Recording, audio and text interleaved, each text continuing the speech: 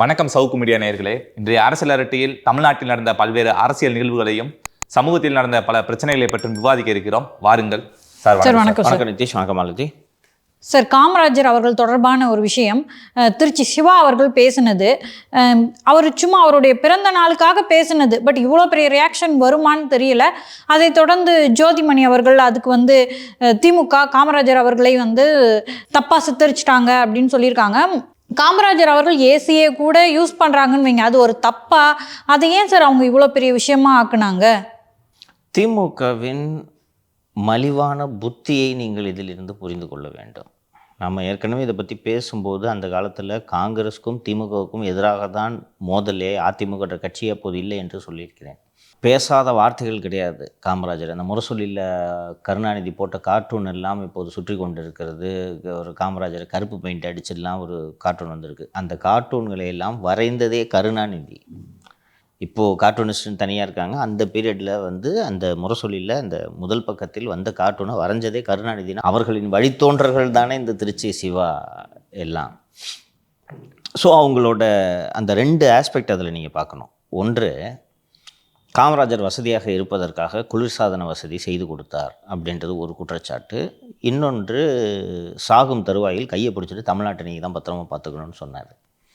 இந்த குளிர்சாதன வசதி செய்து கொடுத்தது நாம் பெரிதுபடுத்த வேண்டியதில்லை. என்ன காரணம்னா, காமராஜருக்காகவே செய்து கொடுத்தாலும் எங்கே செய்து கொடுத்தார்? அரசு விருந்தினர் மாளிகைக்கு செய்து கொடுத்துருக்கார். அரசு விருந்தினர் மாளிகை என்பது அரசாங்கத்தோட சொத்து. அதில் காமராஜர் மட்டுமா தங்குறாரு? எல்லோரும் தான் போய் தங்க போகிறாங்க. அதில் செஞ்சு கொடுத்தது இன்னொன்று. அதில் செய்து கொடுத்ததற்கு கருணாநிதி தனது சொந்த பணத்தை செலவு செய்ததாக வரலாறு கிடையாது. முரசொலி யாரோட பத்திரிகை? திமுகவோடது. திமுகவோட பத்திரிகை இல்லையா? அந்த முரசொலியை தொடங்கியவர் யார்? திரு கருணாநிதி அவர்கள். கருணாநிதி. முரசொலின்ற பத்திரிகையை திமுகவுக்கு விற்று காசு வாங்கினவர் கருணாநிதி. தெரியுமா? பலருக்கு இந்த வரலாறு தெரியாது. கருணாநிதியோட புத்திக்காக சொல்கிறேன். இவர் பத்திரிகை, கட்சி பத்திரிகை. அந்த பத்திரிகை இவர் கட்சிக்கு கொடுக்கறதுக்கு ஒரு அமௌண்ட் வாங்கிக்கிட்டார். இதுதான் கருணாநிதி. நீங்கள் இப்படி வரலாறு நோண்ட ஆரம்பித்தா உங்களோட வரலாறு முழுக்க வரும். காமராஜருக்கு ஏசி போட்டு கொடுத்தது ஒரு பெரிய விஷயமா நீங்கள் சொல்கிறீர்களே. சர்க்காரியா கமிஷனில் ஒரு குற்றச்சாட்டு என்ன தெரியுமா? கருணாநிதிக்கு என்று மனைவி இருக்கிறார். ஆனால் அவரது இரண்டாவது மனைவி வீட்டில் அரசு செலவில் தொலைபேசி வசதி செய்து வைக்கப்பட்டிருக்கிறது. முதல்வர் அலுவலகம் அங்கே இயங்குகிறது. இது ஒரு குற்றச்சாட்டு. இது ஏன் சட்டபூர்வமான குற்றச்சாட்டு என்றால், முதல்வரோட வீட்டில் முதல்வர் அலுவலகம் இயங்கும். அங்கே இந்த ஃபேக்ஸு, டெலெக்ஸு, இந்த வசதிகள், தொலைபேசி, ஒரு மினி ஆஃபீஸு இருக்கும். ஏன்னா சிஎம் எங்கே இருக்காரோ அதான் சிஎம் ஆஃபீஸு. அப்போ என்ன குற்றச்சாட்டு சொல்கிறாங்கன்னா, வேலம்மாள் வீட்டில் கோபாலபுரத்தில் ஒரு சிஎம் ஆஃபீஸ் இயங்குது, சிஐடி காலனிலையும் ஒரு சிஎம் ஆஃபீஸ் இயங்குதுன்றது குற்றச்சாட்டாக சர்க்காரியா கமிஷனில் பதிவு செய்யப்பட்டது. நீங்கள் அதை எடுத்து விவாதிக்கலாமா? இப்படி நீங்கள் தோண்ட ஆரம்பித்தா எங்கே போகும்? இது நாகரிகம் கருதி கடந்து செல்கிறார்கள் இல்லையா? ஆனால் நீங்கள் என்ன பெரிய பரோபகார தயாளா குணம் படைத்தவர்களா? ஏசி போட்டு கொடுத்தாரு. யார்? உங்கள் அப்பா விட்டு கொடுக்கலையா? இதுதான் கருணாநிதியோட புத்தி. வனவாசம் புத்தகத்தில் கண்ணதாசன் இதைவிட மோசமான விஷயங்கள் எல்லாம் எழுதியிருக்கிறார். திருச்சி சிவா அவர்கள் மலினப்படுத்தணுன்றதுக்காக பேசியிருப்பாங்கன்னு நீங்க நினைக்கிறீங்களா? அவர் ஒரு விஷயத்தை நினைவு கூர்றாரு. சரிம்மா, எதமா நினைவு கூர்றது? அந்த நினைவு கூறுதலிலும் உங்களுக்கு கருணாநிதியின் பரோபகாரத்தை சொல்லி நினைவு கூற வேண்டும் என்று தானே உங்களுக்கு தோன்றுகிறது. அவ்வளோ பெரிய மனுஷனா கருணாநிதி. ஏசி போட்டு கொடுத்தாரு. ஒரு சாதாரண கதை வசன கர்த்தாவின் குடும்பம் இன்று ஆசியாவின் மிகப்பெரிய கோடீஸ்வரர் ஆயிருப்பது எப்படி என்பதை விவாதிக்கலாமா? அதுக்கு தயாரா சிவா? கர்ண பரம்பரை மாதிரி பேசினுக்கிறாரு. சொந்த தம்பி ஏமாத்துற குடும்பம் தானே இந்த குடும்பம். காமராஜர் அவர்களை நினைவு கூறணும்னு நினைச்சா நிறைய விஷயங்கள் இருக்கு. இது தேவையில்லாத 1000 விஷயங்கள் இருக்கிறதா இல்லையா? அதில் கருணாநிதியை உயர்த்தி ஒரு ஏசிக்காக காமராஜர் கருணாநிதியை கெஞ்சினார்ன்றது தானே அதில் மீனிங். அதில் என்னப்பா மீனிங்? என்ன புரிஞ்சுக்கிற? அதான் சார், ஏசி வேணும். கருணாநிதி அவர்களே கொடுத்துருக்காரு. ஏசி வேணும் எனக்கு. ஏசி இல்லைங்கன்னு சொன்னோன்னா, நான் சிஎம், நான் தரேன் ஏசி உனக்கு. அதானே மீனிங் இருக்கு. இப்போது இதை நினைவு கூர்ந்து நீங்கள் என்ன சாதித்து விட்டீர்கள்? எதற்கு இது? காமராஜர் காங்கிரஸ் கட்சியோட ஐகான். அதை போய் இந்த மாதிரி தேவையற்ற முறையில் பேசக்கூடாது என்ற குறைந்தபட்ச அடிப்படை நாகரிகமும் நாவடக்கமும் பாராளுமன்றத்தின் ஒரு மூத்த உறுப்பினருக்கு இல்லாமல் போயிடுச்சு தானே. அப்போ திருச்சி சிவா இப்படி பேசுகிறார் என்றால் சிவாஜி கிருஷ்ணமூர்த்திக்கும் திருச்சி சிவாவுக்கும் என்ன வித்தியாசம்? கொச்சையாக பேசுகிறாரு, இவர் நாகரிகமாக பேசுகிறார் இல்லையா? சார் இப்போ தமிழிசை சவுந்தரராஜனா இருக்கட்டும், பிஜேபியை சேர்ந்தவர்களா இருக்கட்டும், பயங்கரமா பொங்கிட்டு இருந்தாங்க. இன்னும் மோடியை பத்தி ஏதாவது தப்பா பேசிட்டாங்களா அப்படின்னு நினைச்சு பார்த்தா, காமராஜர் அவர்களை திருச்சி சிவா பேசுனதுக்கு தான் இந்த ரியாக்ஷனு. பிஜேபிக்காரங்க எதுக்கு இந்த அளவுக்கு ரியாக்ட் பண்ணணும்? ஏன் அவங்களுக்கு என்ன கோபம்? அவங்களுக்கு என்ன காமராஜர் அவர்கள் மேல அக்கறை? காங்கிரஸ் கட்சிக்கு அந்த அக்கறை இல்லை என்பதால் பிஜேபி கொந்தளிக்கிறார்கள். நீங்கள் தானே கொந்தளிச்சிருக்கணும், போராட்டம் அறிவிச்சிருக்கணுமா? அதிமுக பிஜேபி கூட்டணி இருந்தபோது டைம்ஸ் ஆஃப் இந்தியாவில் அண்ணாமலை எழுதிய ஒரு கட்டுரையில் அண்ணாவையும் ஜெயலலிதாவையும் இழுத்து பேசினார் என்பதற்காக எவ்வளோ பெரிய பிரச்சனை நடந்துச்சு. டெல்லி தலையிட்டு அப்போ அமைதியாயிரு என்று சொல்லும் அளவுக்கு அன்று நெருக்கடி ஏற்பட்டது. இப்படித்தானே உங்களுடைய தலைவர்களை பேசினால் நீங்கள் அதற்கான எதிர்வினை ஆற்ற வேண்டும். நேற்று அறிவாலயம் சென்று திரு மு.க. ஸ்டாலின் அவர்களை டிஆர் பாலுவோடு சந்தித்த திரு செல்வ பெருந்தகை வெளியே வந்து செய்தியாளர்களை சந்திக்கும்போது எதுக்கு பார்த்தீங்க அப்படின்னு கேட்டோன்னே இதில் ஸ்ரீபெரும்புதூருக்கு சாலை வசதிக்காக நான் சந்தித்தேன் என்கிறார். இந்த காமராஜர் என்று கேட்டோன்னா அது முடிந்து போன விஷயம். இவ்வளோ தான் உங்கள் ரியாக்ஷனா? அவங்க பேசியது தவறு. திருச்சி சிவா வருத்தமே தெரிவிக்கலை, நியாயப்படுத்தினார். அதை 2013 கருணாநிதி எழுதியதை திருப்பி கோட் பண்ணி தான் சொல்லாரே தெரியும். சரியா நான் பேசுனது தப்புன்னு ஒரு வார்த்தை சொல்ல. இல்லை, அதுக்கப்புறம் வந்த செய்திகள் எல்லாம் கூட சார் இந்த மாதிரி காமராஜர் அவர்களுடைய ரொம்ப கூட இருந்தவங்களே எழுதின சுயசரிதையில் அவர் ஏசி பயன்படுத்தினாரு அப்படின்ற மாதிரி தகவல்களை தான் வெளியிடுறாங்க. ஏசி பயன்படுத்தினார் தகவல் நீங்க சொன்ன இந்த ஆங்கிள் யாரும் பேசலை இப்போ வரைக்கும். ஜோதிமணி அவர்கள் மட்டும் ரியாக்ட் பண்ணியிருக்காங்க போல இருக்கு. நான் என்ன சொல்கிறேன், இப்போது அதை சுட்டி காட்ட வேண்டிய தேவை என்ன? அவ்வளோ பெரிய பரோபகாரியா கருணாநிதியை பரோபகாரியை நிறுவுவதற்காக பேசுகிறீங்களா? கருணாநிதியை பரோபகாரியாக நிறுவுவதற்காக பேசி காமராஜரை இழிவுபடுத்துகிறீர்கள். ஒரு ஏசி மிஷினுக்காக சீஃப் மினிஸ்டர்கிட்ட கெஞ்சனான்றது தானே இதுக்கு மீனிங்க. இப்படி அவசியமில்லாமல் பேசி உங்கள் தலைவர்களை இழிவுபடுத்தினால் கூட நாங்கள் மானங்கெட்டு போய் மழுங்கி போய் இந்த கூட்டணியில் அதை கண்டும் காணாமல் இருப்போம் என்று காங்கிரஸ் கட்சி இருப்பதால் தான் பிஜேபி கொந்தளிக்கிறது. இன்னொன்று, இது அரசியல். எல்லாவற்றிலும் அரசியல் செய்ய வேண்டும். இறப்பு வீட்டில் கூட அரசியல் செய்வது தான் அரசியல்வாதிகளுடைய இலக்கணம். அப்படி இருக்கும்போது உங்கள் கூட்டணியில் ஒரு குழப்பம் விளைவிக்க வேண்டும் என்றால் பிஜேபி அதை செய்யுமா செய்யாதா? இன்னொன்று, குழப்பம் விளைவிப்பதற்கான வாய்ப்பை ஏற்படுத்தி கொடுத்தது யார்? நீங்கள் தானே ஏற்படுத்தி கொடுத்தீங்க. நான் எதிரணியில் இருந்தேன்னா அதை எடுத்து யூஸ் பண்ண தான் செய்வேன். எப்படி யூஸ் பண்ணாமல் இருப்பேன்? இப்போ சார் எலெக்ஷன் மிக நெருக்கத்தில் வருது. திமுகவும் காங்கிரஸும் மிக வலுவான கூட்டணியாக இருக்காங்க. அப்படி இருக்கும்போது அவங்க இதை கடந்து தானே போவாங்க. அவங்க செய்கிறது சரிதானே. இப்போ வந்து போராட்டம்லாம் பண்ணிட்டு இருந்தாங்கன்னா வர எலெக்ஷனில் இருவருக்கும் பின்னடைவு தானே. தப்பு பண்ணுறீங்க. அரசியல் உங்களுக்கு புரியல. திமுக காங்கிரஸ் நம்பி இருக்கா, காங்கிரஸ் திமுக நம்பி இருக்கா? வின் பாலிசின்னு நான் நினச்சேன் சார். இல்லை, எது உங்களுக்கு என்ன புரிஞ்சுக்கிறீங்க? எது யாரை நம்பி இருக்குது சார்? இது சட்டமன்ற தேர்தல்னால திமுக தான் காங்கிரஸை நம்பி இருக்கு. ரெண்டு பேரையும் நம்பியிருக்காங்க அப்படின்னு சொல்லலாம். ஆனால் காங்கிரஸ்க்கு ஆப்ஷன் இருக்கா? இருக்கு. யாரு? தாவேக்கா இருக்கா? அப்படி இருக்கையில் இதை வாய்ப்பாக பயன்படுத்தி நான் போகிறேன் கூட்டணியை விட்டு என்று நீங்கள் செய்தால் திமுக என்ன செய்யும்? இப்போ நீங்கள் காங்கிரஸுக்கு தாவேக்கன்று ரெண்டு பேரும் சொல்கிறீங்க, திமுக ஆப்ஷன் இல்லை. அது மட்டும் இல்லை, காங்கிரஸ் இப்போ வெளியே போனால் சின்ன சின்ன கட்சிகள் கூட போகிறத பற்றி யோசிப்பாங்க. ரைட்டா? அப்போ யார் பலவீனமான நிலையில் இருப்பது? திமுக. அப்போது இதை பயன்படுத்தி 20 சீட்டுக்கெலாம் இந்த வாட்டிலாம் ஒத்துக்க முடியாது, 60 ஆரம்பிங்க என்று இதை பயன்படுத்தி கொள்ளலாமா? ஒரு கட்சி வளர வேண்டிய கட்சி அப்படித்தானே பயன்படுத்தும். ஒன்றுமே இல்லாமல் ஒரு ஒரு ஒரு ஒரு சிறுபான்மை கட்சியாக இருக்கக்கூடிய பாரதிய ஜனதா கட்சி 80 சீட்டு கேட்போம், 90 சீட்டு கேட்போம்னு சும்மா காட்டியும் பேசிக்கிட்டு இருக்காங்களா இல்லையா? கொடுக்க மாட்டாங்கன்னு தெரியும். சும்மா கேட்கறது தானே, யார்கிட்ட கேட்குற, அண்ணன்கிட்ட தானே கேள்வி என்று பேசிகிட்டு இருக்காங்களா இல்லையா? அப்படி இருக்கும்போது இதை பயன்படுத்தி ஒரு கட்சி அரசியல் செய்ய வேண்டுமா இல்லையா? உங்கள் கட்சி வளர வேண்டும் என்றால் இன்னும் ஒரு 5 பேர் எம்எல்ஏ ஆகட்டும் இல்லையா? ஆனால் போய் ஏன் சண்டை வரீங்க? அரசியல்வாதியை தலைவராக போடுவதற்கும் வியாபாரியை தலைவராக போடுவதற்கும் இருக்கக்கூடிய வேறுபாடு இதுதான். செல்வ பெருந்தகைக்கு முக்கியம் அவரோட ரவுடித்தனமும் வியாபாரமும் தான் செல்வ பெருந்தகைக்கு முக்கியம்.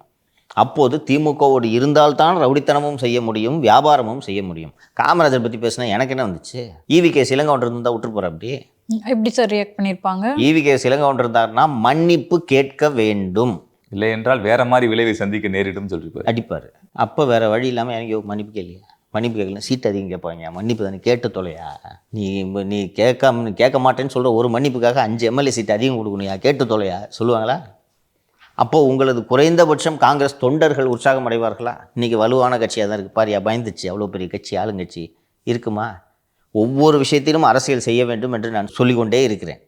அப்போ இதில் ஏன் அரசியல் பண்ணல நீங்கள்? செல்வப்பிறந்தைக்கு வியாபாரம் முக்கியம். ஜோதிமணிக்கு இருந்த அந்த அந்த அறச்சீற்றம் ஏன் செல்வப்பிறந்தையிடம் வரவில்லை? ஜோதிமணிக்கு வியாபாரம் முக்கியம் இல்லை, கட்சி முக்கியம். அவங்க இருக்கிற கட்சி தான் முக்கியம். அதனால் கட்சிக்காக அவங்க பேசுகிறாங்க. செல்வப்பிறந்தைக்கு வியாபாரம் முக்கியம். ஸ்ரீபெரும்புதூர்லேருந்து என்னை எக்மோருக்கு மாற்ற போகிறதா சொல்கிறாங்க. மாற்றிடாதீங்க, ஏதோ ஸ்கிராப்பு கான்ட்ராக்டை வச்சு பொழைச்சின்னுக்கிறேன். இதுதான் நோக்கம். காங்கிரஸை சேர்ந்த வேலுச்சாமி கூட கோவப்பட்டிருக்காருன்னு நினைக்கிறேன். அவர் எப்படி கோவப்பட்டார் பார்த்தீங்களா? பெரிய சாக்ரட்டிஸ் பேரன் விளக்கம் சொல்கிறேன், பேசுன மன்னிப்புகளையா சொன்னாரா? ஏன் செல்வப்பிறந்துட்டு அது முடிந்து போன விவகாரம். சார், திருச்சியில் வேற இதற்கு எதிர்ப்பு தெரிவித்து பேரணி வேறு நடத்தியிருக்காங்க. திருச்சி சிவா வீட்டை முற்றுகையிட சென்றார்கள். அதுதானே ஒரு கட்சியோட ரியாக்ஷனாக இருக்கணும். ஆனால் கட்சி தலைமை எப்படி இருக்கு பாருங்க. எதுக்காக இந்த காங்கிரஸ் கட்சி விளங்கவே விளங்காதுன்னு சொல்லிட்டு இருக்கேன் தெரியுதா? காங்கிரஸ் முக்து பாரத் என்ற பிஜேபியின் இலக்கை பிஜேபி அடைவதற்கு அதிகம் கஷ்டப்பட வேண்டியதில்லை. காங்கிரஸ் அதை செய்து முடிக்கும். பிஜேபி செய்யறதுக்கு ஆமாம், காங்கிரஸை செஞ்சு முடிக்கும். பிஜேபி கஷ்டப்பட வேண்டியதில்லைன்றேன். இவ்வளோ தலைவர்கள் இருக்கும்போது 5 கட்சி மாறி வந்த ஒரு ரவுடி பாயில் போய் கட்சியோட தலைமையாக போட்டு வச்சுருந்தீங்கன்னா அப்புறம் வேறு எப்படி நடக்கும் கட்சி? செல்வப்பிறந்தைக்கு வியாபாரமும் ரவுடித்தனமும் தான் முக்கியம், போலீஸ் பாதுகாப்பு முக்கியம். அப்போ வேறு அவர் எப்படி அரசியலை செய்வார்? பார்க்கவே போகக்கூடாது, கூப்பிட்டா கூட. என்னங்க சார், இப்போ வந்து தாவேகாவோட காங்கிரஸ் மேலிட தலைமை, அதாவது டெல்லியிலேருந்து திரு விஜய் அவர்களோட பேசிகிட்டு இருக்காங்க அப்படின்னு வரும்போதும் இந்த விஷயமும் பேரலாக வரும்போது அடுத்தடுத்த கட்டத்துக்கு எடுத்துகிட்டு போயிட்டு கூட்டணி கட்சியிலேருந்து விலகிறத பற்றி யோசிப்பாங்க போல. அப்படி அந்த அந்த அந்த அந்த சஸ்பென்ஸை மெயின்டைன் பண்ணிகிட்டே இருக்கணும்ல. ஐயோ ஒருவேளை போயிட போகிறாங்கன்ற அச்சத்தை திமுக உருவாக்குவதன் மூலமாக கூடுதல் இடங்களை பெற வேண்டும் இல்லையா? இதானே அரசியல். இந்த ஆளுக்கு வியாபாரம் தான் முக்கியம். வெறும் 5 சீட்டு கூட கொடுங்க, நான் எம்எல்ஏ ஆனால் போதும், ஸ்ரீபெரும்புதூரே கொடுங்க, மீதி 5 சீட்டு வேண்டியதில்லைன்னு சொல்லக்கூடிய நபரைத்தான் இவர்கள் தலைவராக வைத்திருக்கிறார். சார், பட் எனிவேங்க சார், மேலிட தலைமை விஜய் கூட பேசிகிட்டு இருக்குன்னு நீங்கள் ஏற்கனவே சொன்னீங்க. காங்கிரஸை பொறுத்த வரைக்கும் இங்கே தமிழக தலைமைக்கு பவர் கிடையாது இந்த கூட்டணி அமைக்கிறத பற்றிலாம். ஸோ செல்வப்பெருந்தையாக அவர்கள் முடிவு பண்ணுறது நடக்குன்ற மாதிரி தெரியலையேங்க சார். நிச்சயமாக செல்வப்பெருந்தகையால் எந்த முடிவுகளையும் எடுக்க முடியாது. காங்கிரஸ் கட்சியை பொறுத்த வரைக்கும் எப்போதுமே மேலிடம் எடுப்பது தான் முடிவு. ஆனால் கட்சி வளரணும்ல. லாஸ்ட் மினிட்ல மேலிடம் ஒரு முடிவு பண்ணி இவங்க கூட கூட்டணியா இதான் என் நம்பருன்னு சொன்னால் வேலை செய்வாங்க. ஆனால் கட்சியை வளர்க்குறதுக்கு செல்வப்பெருந்தைக்கு அக்கறை இல்லைன்றது சொல்கிறேன் நான். அவருக்கு தன்னை வளர்க்க மட்டுமே அக்கறை இருக்கு, அவ்வளோதான். வியாபாரம் ஃப்ராடுத்தனம் பண்ணி துப்புரவு தொழிலாளிங்க பேரை சொல்லி எப்படி சம்பாதிக்கிறது, திருட்டுத்தனம் பண்ணுறது. திரு மு.க. ஸ்டாலின் அவர்களும் சொல்லியிருக்காரு, இந்த பிரச்சனையை வந்து குளிர்காய பார்க்குறாங்க, கேர்ஃபுல்லாக இருங்க அப்படின்னு சொல்லியிருக்காரு. குளிர்காய பார்க்கிறார்கள் என்றால் குளிர்காயத்தான் பார்ப்பார்கள். வீண் விவாதம் வேண்டாம். இது எப்படி வீண் விவாதமாகும்? கருணாநிதி பற்றி இப்படி பேசுனீங்கன்னா விட்டுருவீங்களா நீங்கள்? அது வீண் விவாதம்னு சொல்லுவீங்களா நீங்கள்? கட்சி எம்பி ஒருத்தர் பேசுகிறார், கூப்பிட்டு அவர் மன்னிப்பு கேட்டு முடியாது இந்த மேட்டர்ன்னு சொல்கிறத விட்டுட்டு அவர் மழுப்புறாரு, இவர் பதிலுக்கு மனுப்புறாரு. தேவையற்ற விவாதங்கள் வேணாம். தேவையற்ற விவாதங்களை தொடங்கியது யார்? திருச்சி சிவாவா, காங்கிரஸ் கட்சியா? இது இன்னொரு ஆங்கிள்லேருந்து பார்த்தா நல்லா போயிட்டு இருக்குது. இவங்களே வேக வேகமாக போகிறாங்க. விடுங்க, நாங்கள் முட்டு சந்துக்கு போகிறோன்ட்டதுனால நல்லா நடக்குது. அதான் சார் புரியல. இப்போ திருச்சி சிவா அவர்கள் இப்படியான பின் விளைவுகளை எதிர்பார்க்கல. இப்போ அவர் இதை பேசுறதுக்கு முன்னாடி 2 பேரும் நம்ம கூட்டணியில் இருக்கோம், ஒருவேளை காங்கிரஸ் லைட்டாக துள்ளிச்சுனா கூட நம்மளோட கூட்டணிக்கு சிக்கல்னு அவர் யோசிக்கலையா சார்? திமுகவினருக்கு எப்போதுமே ஒரு ஆணவம் உண்டு. அவர்களால் தான் நாம் ஜெயிக்கிறோம் என்ற ஆங்கிளை யோசிக்க கூட மாட்டாங்க. நம்மளால தான் அவங்கள ஜெயிக்கிறாங்க. தேவையில்லாமல் காங்கிரஸ் கட்சி இவ்வளோ சீட்டு கொடுத்ததுனால தோற்றோம், வேஸ்ட்டு, அவங்க இவ்வளோ சீட்டு கொடுக்கக்கூடாது, 2% கூட இல்லை. இந்த ஆணவம் தான் அவரை பேச வைக்குது. எங்கே போயிடுவீங்க நீங்கள்? போயிடுவாங்க அவங்க. போனவங்க நீங்கள் காலி. அதெல்லாம் யோசிக்கிறது இல்லை. அந்த அரகன்ஸு நம்மளை விட்ட இன்னொன்று காசு, நாங்கள் தான் உங்களுக்கு துட்டு கொடுக்கணும் செலவுக்கு. எங்கே போய்ட்டு போகிறீங்க? இந்த ஆணவம் தான் இந்த வம்பு இழுத்து விடுறது. சார், நம்ம ரீசெண்டாக பார்த்தா மதுரையில் மாநகராட்சியில் ஊழல் நடந்தது. அதை தொடர்ந்து சில மாநகராட்சிகள்லையும் ஊழல் நடந்திருக்கு. அந்த மாநகராட்சியில் வந்து ராஜினாமா கடிதம் கொடுங்கன்னு சொன்னதுக்கு கொடுக்க முடியாதுன்னு சொல்லிட்டு கவுன்சிலர்கள் தெரிவிச்சிருந்தாங்க. அப்படி இருக்கப்ப இப்போ திமுக தலைமையிலேருந்து சொல்லியிருக்காங்க சார், அதாவது நீங்களா போகலைன்னா நாங்கள் உங்கள் மீது நடவடிக்கை எடுப்போம் அப்படின்னு சொல்லியிருக்காங்க சார். நேற்று மதுரை உயர்நீதிமன்றத்தில் அண்ணா திராவிட முன்னேற்றக் கழக கார்ப்பரேஷன் கவுன்சிலர் திரு ரவி அவர்கள் மதுரை மாநகராட்சியில் நடைபெற்ற ஊழலை விசாரிக்க வேண்டும், சிபிஐ விசாரிக்க வேண்டும் என்று ஒரு தொடுத்த வழக்கு நீதிபதி திரு எஸ்.எம். சுப்பிரமணியம் தலைமையிலான அமர்வு முன்பு வந்தது. Justice SM. சுப்பிரமணியம் ஒரு கடுமையாக தான் இருப்பார், பெருந்தன்மையாக சிபிஐக்கு ஒர்க்லோடு அதிகம், ஸ்டேட் போலீஸே விசாரிக்கும் என்று ஒரு உத்தரவிட்டிருக்கிறார். எனக்கு தனிப்பட்ட முறையில் வருத்தம், இந்த உத்தரவை அவர் போட்டிருக்கக்கூடாது. என்னவென்றால் கடந்த ஆண்டு ஜூலை மாதம் இந்த ரவி புகார் அளித்திருக்கிறார். வழக்கு ஜூன் 2025 தான் பதிவு செய்திருக்கிறார்கள். அப்போதே இவர்களுடைய மெத்தனம் தெரிந்திருக்கும். கூடுதலாக நீதிபதி இந்த மண்டல தலைவர்களை எல்லாம் சிஎம் ராஜினாமா பண்ண சொல்லியிருக்காரு அப்படின்ற அந்த விஷயத்தை அவர்கள் அங்கே பதிவு செய்கிறார்கள். அதுவும் சரி, நல்ல டெவலப்மெண்ட்டு தானே அப்படின்னு சொல்லியிருக்காரு. சிபிஐக்கு ஒர்க்லோடு அதிகன்றாரு. இதுலேயும் நான் மாறுபடுறேன். சிபிஐக்கு ஒர்க்லோடே இல்லை. திராவிட முன்னேற்ற கழக அரசு வந்ததும் தமிழ்நாட்டில் சிபிஐ விசாரணை நடத்துவதற்கான அனுமதியை வாபஸ் வாங்கிவிட்டது. ஸோ சிபிஐயால் இங்கே எந்த வழக்கையும் விசாரிக்கவே முடியாது. நீதிமன்றம் உத்தரவு போட்டால் மட்டும்தான் சிபிஐ விசாரிக்க முடியும். அப்படி இருக்கும்போது என்ன ஒர்க்லோடு? வெட்டியாக உட்காந்துருக்காங்க. கொடுத்தோன்னா நல்லா அழகாக விசாரிப்பார்கள். இருந்தாலும் நீதிமன்றம் ஐஜி சவுத் ஜோனு, டிஐஜி ஆகியோர் தலைமையில் ஒரு சிறப்பு புலனாய்வு குழு ஒன்றை அமைத்து, சிறப்பு புலனாய்வு குழுவில் அவங்க சூப்பர்விஷனில் இந்த விசாரணை மதுரை கார்ப்பரேஷன் ஊழல் நடைபெற வேண்டும் என்று உத்தரவு போட்டிருக்கிறது. சிபிஐக்கு அனுப்பியிருந்தால் நன்றாக இருந்திருக்கும். 1 வருஷம் இவங்க விசாரிக்காமல் இருந்தாங்கன்றதுலேருந்தே இவங்களோட கல்பபிலிட்டி தெரியலையா? இன்னொன்று, இந்த போலீஸு திமுகவோட மண்டல தலைவர்களை எல்லாம் கைது செய்வாங்கன்ட்டு எப்படி நம்ப முடியும்? அதில் அது என்ன ஊழல்னு பார்த்தீங்கன்னா, கமர்ஷியல் பில்டிங் இருக்குது. இப்போ கமர்ஷியல் பில்டிங்கான சொத்து வரி எவ்வளோ, வீட்டுக்கான சொத்து வரி எவ்வளோன்றது தெரியல. ஆமாம், எவ்வளோ வரும்? 2-3 மடங்கு அதிகம்னு நினைக்கிறேன் சார். இப்போ என்ன பண்ணுறாங்க, கமர்ஷியல் பில்டிங் எல்லாம் போய் ஷட்டர் இருந்தால் தான் கமர்ஷியல் பில்டிங்னு சொல்லுவாங்க. நீ ஷட்டரை எடுத்துகிட்டு வெறும் சாதாரண கதவு மாதிரி போடு.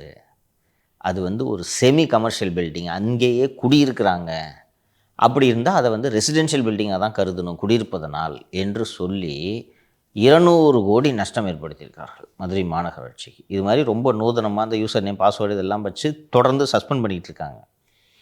சிபிஐக்கு போயிருந்துச்சுன்னா நன்றாக விசாரித்திருப்பார்கள், அல்லது குறைந்தபட்சம் லஞ்ச ஒழிப்புத்துறையிடமாவது இதை ஒப்படைத்திருக்க வேண்டும். பட் லோக்கல் போலீஸ் இதை பண்ணுவாங்களான்றது எனக்கு உள்ளபடியே அவநம்பிக்கையோடு தான் பார்க்கிறேன். நேற்றைய தினமலரில் ஊழல் கவுன்சிலர்களுக்கு திமுக எச்சரிக்கை, ராஜினாமா செய்யாவிட்டால் தகுதி நீக்கம் முடிவு என்று பாம்பு புற்றுக்குள் திமுக தலைமை கையை வைத்திருக்கிறது. ஏன் பாம்பு புத்துக்குள்ள? வேலையை விட்டு போக முடியாது. சென்னையில் மட்டும் 80 கவுன்சிலர்கள் ஏகப்பட்ட வசூலில் ஈடுபட்டிருக்கிறார்கள். அவங்கள ராஜினாமா பண்ண வைக்கணும்ட்டு உளவுத்துறை அறிக்கை அளித்திருக்கிறது. உளவுத்துறை, அதாவது நீங்கள் இந்த நேரத்தில் கடுமையாக அப்படி நடவடிக்கை எடுத்தீங்கன்னா இதனால் மக்களிடம் நற்பெயர் ஏற்பட்டு திமுகவின் வெற்றி வாய்ப்பு அதிகரிக்கும் என்று உளவுத்துறை அளித்த அறிக்கையின் அடிப்படையில் ரிப்போர்ட்டை எடுத்து வச்சுட்டு யார் யார் ரொம்ப மோசமாக இருக்காங்கன்ற கவுன்சிலர்னு எடுத்து வச்சுக்கிட்டு இவங்க இந்த டிஎம்கே தலைமை சொல்லுது. இது பாம்பு புத்துக்குள்ளே கையை விட்ட கதை. ஏன்னு சொல்லுங்கள். கவுன்சிலர்கள் தான் வாக்கு வங்கி மேம்படுறதுக்கு ஒரு முக்கிய காரணமாக இருப்பாங்க. அப்படி இருக்கப்ப எல்லாத்தையும் தூக்கிட்டா யார் சார் வேலை பார்ப்பா தேர்தல் காலத்தில்? அது ஒன்று. ஆனால் அது முக்கியமான காரணம் அல்ல, வேறு. தலைமை சொல்கிறது அவங்க கேட்க மாட்டாங்க. ஏன் பாம்பு பூத்துக்குள்ளே கையை விடுறது இந்த விவகாரம் கவுன்சிலர் ரிசைன் பண்ண சொல்கிறதுன்னு நான் சொல்கிறேன். கவுன்சிலர்கிட்ட ரிசைன் பண்ணுன்னு சொன்னால், நான் 5 கோடி சம்பாதிச்சிருக்கேன், 500 கோடி சம்பாதிச்ச நேரு ரிசைன் பண்ண சொல்லுன்னு சொன்னால் என்ன பண்ணுவீங்க? இவங்க அவருக்கு பங்கு கொடுத்துருப்பாருன்றீங்களா? அங்கேயே கொடுக்கலன்னா அவர் சம்பாதிச்சிருக்காரு இல்லையா? நீ என்ன எதுக்கு ரிசைன் பண்ண சொல்கிற? ஊழல் பண்ணுறேன்னு தான் ரிசைன் பண்ண சொல்கிறேன். நான் மட்டுமா ஊழல் பண்ணேன்? எப்படி ராஜினாமா பண்ணுவான்? இந்த கவுன்சிலர்லாம் கூப்பிட்டு கேட்டிருக்காங்க, இவர் ரிசைன் பண்ணிங்க, முடியாது போயான்ட்டாங்க. இவ்வளோ தான் தலைவருக்கு மரியாதை. இதை இவர்களால் நிவர்த்தி செய்யவே முடியாது என்றதில் என்ன போட்டிருக்குன்னா, தற்போதைய அறிவிப்பால் உரிய குற்ற ஆவணங்களுடன் சிக்கியுள்ள கவுன்சிலர்களிடம் தலைமையிலிருந்து நேரடியாக அறிவுறுத்தப்பட்டுள்ளது. அவ்வாறு ராஜினாமா செய்ய முன்வராமல் அலட்சியம் காட்டினால் நகர்ப்புற உள்ளாட்சி அமைப்புகள் சட்டத்தின்படி தகுதி நீக்கம் செய்யப்படுவீர். அப்படி செய்தால் அது உங்களுக்குத்தான் அவமானம் எனவும் எச்சரிக்கை விடுக்கப்பட்டுள்ளது அப்படின்னு இந்த தினமலர் நியூஸில் நேற்று தினமலரில் வந்திருக்கு. ஆனால் அவங்க யாரும் சட்டம் செய்வதாலையோ பண்ணியான்ற மூடுக்கு வந்துட்டாங்க. அது சொன்னது போக நிதிஷ் சொன்னது போல், நீ ரிசைன் பண்ண சொல்லிட்டல, என்ன நோண்டுறல, செலவு பண்ண மாட்டேன் போன்றுவாங்க. இப்போது இந்த திமுகவோட நலத்திட்டங்கள்லாம் நடக்குது இல்லை, நலத்திட்ட உதவி நடக்குது, நிகழ்ச்சி நடக்குது, இதெல்லாம் நடக்குது இல்லை, அங்கெல்லாம் சென்றால் அந்த உள்ளூர் கவுன்சிலர்கள் தான் எல்லாத்துக்கும் இந்த ஷாமியானா போடுறதுலேருந்து அத்தனை செலவுகளையும் அவர்கள் தான் பார்த்துக்கொள்வார்கள். இவ்வளோ நாள் அவங்களுக்கு அந்த செலவு வைக்கிறதுக்கான காரணம் சம்பாதிக்கிறா, கொஞ்சம் செலவு பண்ணு என்று சொல்வார்கள். இப்போது அந்த செலவை தேர்தலுக்கும் இவர்கள் தான் செலவு செய்தாக வேண்டும். இன்றைக்கி தேர்தலுக்கு நாம் செலவு செய்து திமுகவை வெற்றி பெற வைத்தால் அடுத்து நடக்கக்கூடிய உள்ளாட்சி தேர்தலில் நமக்கே சீட்டு கிடைக்கும்ன்ற அடிப்படையில் இவங்க பண்ணுவாங்க. இப்போ நீங்கள் இவங்களை ரிசைன் பண்ண சொன்னால் எப்படி செலவு செய்வாங்க? இதெல்லாம் திமுகவில் இருக்கக்கூடிய பெரும் குழப்பங்களில் ஓரிரு குழப்பம் இது. கொளத்தூர் தொகுதியே ஸ்டாலினுக்கு சிக்கல். ஒவ்வொரு தொகுதிக்கும் மண்டல பொறுப்பாளர்களை போட்டிருக்கிறாங்க. போட்டுட்டு அந்த தொகுதியில் இருக்கக்கூடிய கட்சியில் இருக்கக்கூடிய குறைகள் என்னன்றதை கண்டறிஞ்சு செய்யணும் அப்படின்னு சொல்லிட்டு போட்டு சென்னை மாநகருக்கு திராவிட முன்னேற்றக் கழகத்தின் துணை பொதுச் செயலாளர்கள் ஒருவரான திரு ஆர் ராசா அவர்களை போட்டிருக்கிறார்கள். ஆர் ராசா ஜூன் மாதத்தில் ஒரு கூட்டம் நடத்துகிறார். அந்த கூட்டத்தில் வந்து சேகர்பாபு வடசென்னை மாவட்ட செயலாளர் என்ற முறையில் சேகர்பாபு வருகிறார். சேகர்பாபு ஒரு 2 பேர் மகேஷ் இன்னொருவரை தவிர மீதி எந்த திமுக நிர்வாகியும் மதிக்கிறதில்ல. கேட்டால் கொளத்தூர் தொகுதியை நான் பார்த்துக்கிறேன் அப்படின்னு சொல்லிட்டு யாரையும் மதிக்கிறதில்ல. அவங்க 2 பேர் தான் சம்பாதிக்க விடுறது, மற்றவங்க எல்லாத்துக்கும் செலவழித்து விடுறாரு. சேகர்பாபுவின் அராஜகம் தாங்க முடியவில்லை. என்ன காரணம் என்றால் அதிமுகவில் இருக்கிற எல்லாரையும் பாக்கெட்டில் அவர் வச்சுட்டு இருக்கிறார் என்ற குற்றச்சாட்டு நீண்ட காலமாக அவர் மீது இருந்து வந்தது. அப்படி இருக்கையில் வடசென்னை பகுதியில் சேகர்பாபு போலவே களப்பணி ஆற்றக்கூடிய திமுகவிலிருந்து அதிமுகவுக்கு சென்ற திரு விஎஸ் பாபு என்பவரை அதிமுக மாவட்ட செயலாளராக திரு எடப்பாடி பழனிசாமி சமீபத்தில் திரு வெங்கடேஷ் பாபு என்பவரை மாற்றிவிட்டு விஎஸ் பாபுவை போட்டிருக்கார். விஎஸ் பாபு நல்ல ஃபீல்டு ஒர்க்கர். எனக்கு தெரிஞ்சு ரொம்ப ஒரு 15 வருஷத்துக்குலாம் முன்னாடி விஎஸ் பாபு ஏற்பாடு செஞ்ச ஒரு கூட்டத்தை கருணாநிதியை மேடையில் பாராட்டியிருக்கார். விஎஸ் பாபு இவ்வளோ சிறப்பாக பண்ணியிருக்காங்க. சேகர்பாபுக்கு இணையான ஃபீல்டு ஒர்க்கர். ஸோ சேகர்பாபுவுக்கு நல்ல டஃப் கொடுப்பார். கூடுதலாக ஒரு தகவலை சொல்லிவிடுகிறேன். மு.க. ஸ்டாலினே கொளத்தூர் அல்லாமல் இன்னொரு தொகுதியில் நிற்பதை பற்றி யோசித்து கொண்டிருக்கிறார். பயம் வந்துருச்சு. அதான் அறிகுறி இருக்குது. கொளத்தூரே சிக்கல்ன்றது சேகர்பாபு அண்ணே ஜெயிச்சலானே நம்ம படுத்துக்கொண்டே ஜெயிக்கலாம்ட்டுலாம் உருட்டுனாலும் உளவுத்துறை வந்து கஷ்டம். திமுக காரன் தான் உங்களுக்கு வேலை செய்ய மாட்டான், மக்கள் என்னன்றதுலாம் அடுத்தது. திமுக காரன் சேகர்பாபு சொல்கிறது எந்த கட்சிக்காரனும் கேட்க மாட்டான் என்று உளவுத்துறை மற்றும் பெண் கொடுத்த அறிக்கையின் அடிப்படையில் ஸ்டாலினே 2 தொகுதியில் நிற்பதற்கு திட்டமிட்டு வருகிறார். ஸோ இதுதான் திமுகவோட நிலைமை. போக போக இது தொடக்கம். அதனால தான் இது பாம்பு பூத்துக்குள்ளே கை வச்சிருக்காருன்னு சொன்னேன். இன்னும் அடுத்தடுத்து என்னென்ன நடக்குதுன்னு பாருங்கள்.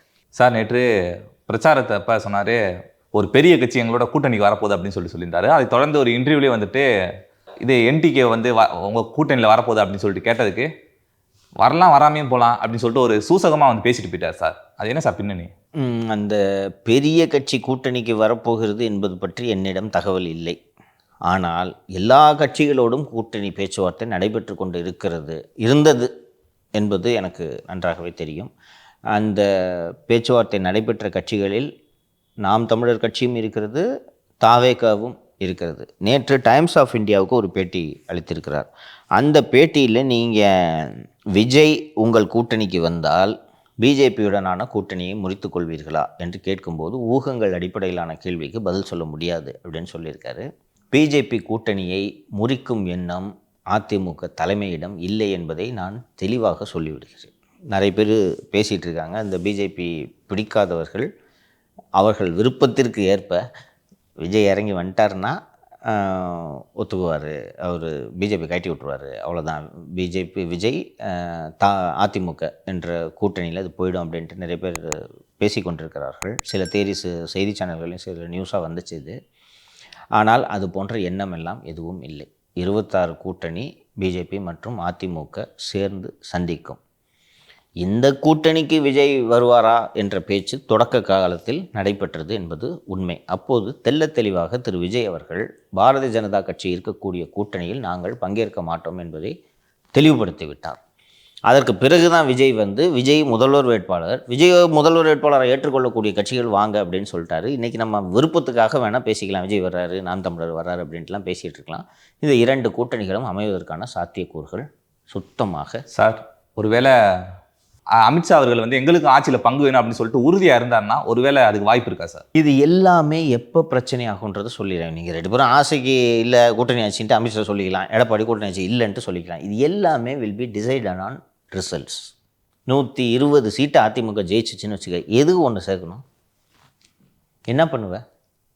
கழுத்தில் கத்தி வைப்பியா அமைச்சரவை கூட்டுன்னு? அது எடப்பாடியோட கேபினெட் கொடுக்க மாட்டேன்றது முன்னாடியே சொல்லிட்டார் அவர். திருப்பி அவர் எத்தனை முறை அமித்ஷா அவர்கள் கூட்டணி ஆட்சி தான் என்று சொன்னாலும் அவர் வந்து தனிப்பெரும்பான்மையோட ஆட்சி அப்படின்றது சொல்லிட்டார். ஸோ அப்படி இருக்கும்போது அதுக்கு ஏற்றுக்கிட்டால் தான் நீங்கள் வேலை செய்யணும். இன்னொன்று, இதற்கு பிறகு தான் தொகுதி பங்கீடுலாம் நடைபெறும். அந்த நேரத்தில் இதெல்லாம் தெளிவுபடுத்திடும். உங்களுக்கு எத்தனை எம்எல்ஏ கொடுக்குறாங்கன்றதை பொறுத்தே தெரிஞ்சிடாதா கூட்டணி ஆட்சியா இல்லையா என்பது? கூட்டணி ஆட்சிக்கு அதிமுக ஒரு நாளும் ஒப்புக்கொள்ளாது. அதே போல் விஜய் அவர்களும் தனது நிலைப்பாட்டை தெளிவாக அறிவித்து விட்டதனால் அவர்களும் இந்த கூட்டணிக்கு வருவதற்கான வாய்ப்புகள் இல்லை. இதுக்கு நடுவில் வந்து நியூஸ் 24/7ல் தாவேக நிர்வாகிகளுக்கு விஜய் அறிவுறுத்தி இருக்காரு. அதாவது அதிமுக இபிஎஸ்ஸை வந்து நீங்கள் எதுவும் வசைப்பாட வேணாம், விமர்சிக்க வேணாம் அப்படின்ற மாதிரி. ஆனால் இது அவங்க தகவல் அப்படின்னு தான் போட்டிருக்காங்க. நம்ம ஆல்ரெடி பார்த்துட்டு இருக்கோம், ரொம்ப திடமாக இருக்காரு, தனியாக நிற்கணும், தான் தான் முதலமைச்சர் வேட்பாளர்னு சொல்லிட்டாரு அப்படின்னு சொல்லிட்டு. ஸோ இப்படியான ஒரு நியூஸை செய்தி சேனல் ஃப்ளோட் பண்ண வேண்டிய தேவை என்ன சார் இருக்குது? ஷக்கீலனுக்கு 1000 தேவைகள் இருக்கலாம். அதனால் அவர் விருப்பத்தை எல்லாம் செய்தியாக அவர் வெளியிடலாம். நான் ஏற்கனவே சொன்னேன், ஷக்கீலன் நான் போடுறது தான் பிரேக்கிங் நியூஸ். இப்போ நீங்கள் பிக்கப் பண்ணிட்டு பேசுகிறீங்கல்ல, இது அவர் நம்புகிறாரு, அது உண்மையும் கூட. அவர் ஒரு நியூஸை போட்டுட்டு இதுதான் ஒரு முக்கியமான பிரேக்கிங் நியூஸ்னு போட்ட உடனே எல்லா சேனலும் பிரேக்கிங் நியூஸாக இருக்க போகுது, உங்கள் ரிப்போர்ட்டர் செக் பண்ணுன்னு சொன்னோன்னே இவங்க யாருக்காவது ஃபோன் பண்ணிட்டு சார் உண்மை சார், கரெக்டு சார் அது அப்படின்னு சொல்கிறாங்க. இதனால் இந்த நியூஸ் தமிழை பொறுத்த வரைக்கும் இந்த டெண்டன்சி இருக்குது. அவங்க விருப்பத்தெல்லாம் பிரேக்கிங் நியூஸாக போட்டுக்கிட்டு இருக்காங்க. போட்டால் எல்லோரும் ஃபாலோ பண்ணுவாங்கன்ட்டு நம்புகிறாரு ஷக்கீலன். நாளடைவில் அம்பலப்பட்டு போயிடுவாங்கன்றதை அவங்க யோசிக்க மாட்டாங்க. இன்னொன்று ஒரு ஊடகம் நடத்துகிறாங்கன்ற பொறுப்பும் அவர்களுக்கு இல்லை சார். நம்ம தம்பு மட்டும்தான் பார்த்தோம். இது மாதிரி தாவேக நிர்வாகிகளுக்கு விஜய் அறிவுறுத்தல், இபிஎஸ்ஐயோ அதிமுகவையோ விமர்சிக்க வேண்டாம் அப்படின்னு சொல்லிட்டு உள்ளே போய் பார்த்தா அவங்களே சொல்கிறாங்க இப்படி ஒரு தகவல் வந்திருக்குன்னு சொல்லிட்டு மேபி ஏதாவது நரேட்டிவ் செட் பண்ணுறாங்களோ அப்படின்னு சொல்லிட்டு இஷ்டத்துக்கு பிடிச்சதை உருட்ட வேண்டியதான். உருட்டுறது இல்லையா, அது மாதிரி தான் சார். வேளாங்கண்ணியில் பிரச்சாரத்துக்கு போக இருந்த எடப்பாடி பழனிசாமி அவர்களை வருகையை முன்னிட்டு போஸ்டர்லாம் ஒட்டப்பட்டுருந்துச்சு.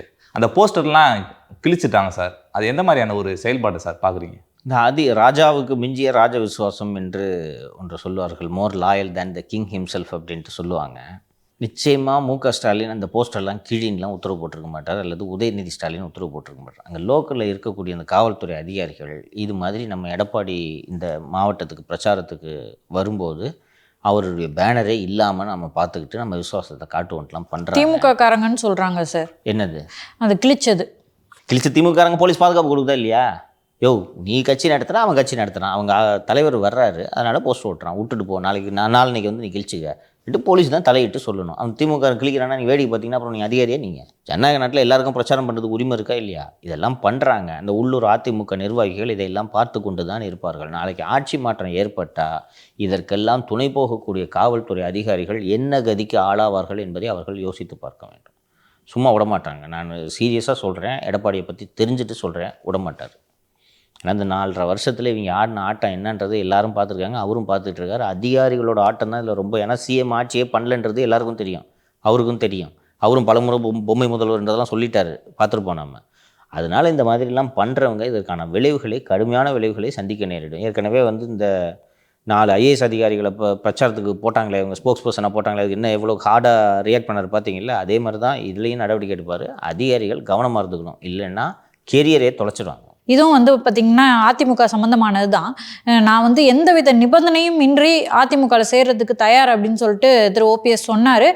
பட் அதுக்கு வந்து இபிஎஸ் அவர்கள் என்ன சார் ரியாக்ட் பண்ணியிருக்காங்க? இல்லை, இபிஎஸ் நேற்றைக்கு முன்தினமே ரியாக்ட் பண்ணிட்டாருன்னு நினைக்கிறேன். காலம் கடந்து விட்டதுன்னு ஒரே வார்த்தையில் முடிச்சு விட்டார். நான் எப்போ சொன்னேன் ஞாபகம் இருக்கா? ஒரு நாளும் சேர்த்துக்க மாட்டார்னு நான் சொன்னேன்ல. எதிர்த்து ஓட்டு போட்டிருக்காரு அசம்பிளியில், ரெட்டலை சின்னத்தை முடக்கணும்னு இன்னைக்கு வரைக்கும் கேஸ் போட்டுட்ருக்காருமா. அவருக்கு ஒரு நல்ல அற்புதமான திரு சி.வி. சண்முகம் அவர்களும் இன்பதுரை அவர்களும் வழக்கறிஞர்களும் அற்புதமான வழக்கறிஞர்கள்.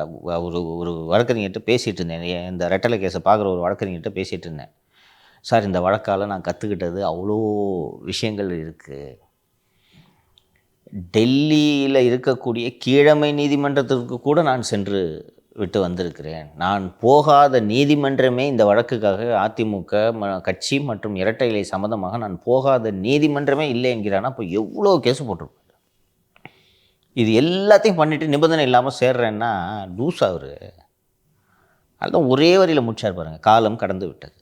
இன்னொன்று நீங்கள் யோசிச்சு பாருங்கள், இந்த வழக்கு, இந்த கோபம், நீங்கள் என்ன அன்றைக்கி ஏடிஎம்கே ஆஃபீஸ் சொன்னீங்க, அதை தூக்கி கொஞ்சம் ஓரமாக வச்சுருவோம். இவரை கூப்பிட்டு நீங்கள் இவருக்கு ஏதாவது ஒரு பதவி கூப்பிட்டு உள்ளே உட்கார வச்சிங்கன்னா சும்மா இருப்பார்னு நினைக்கிறீங்க? திருப்பி யார் முதல்வர் வேட்பாளர் பிரச்சனை வர்றது?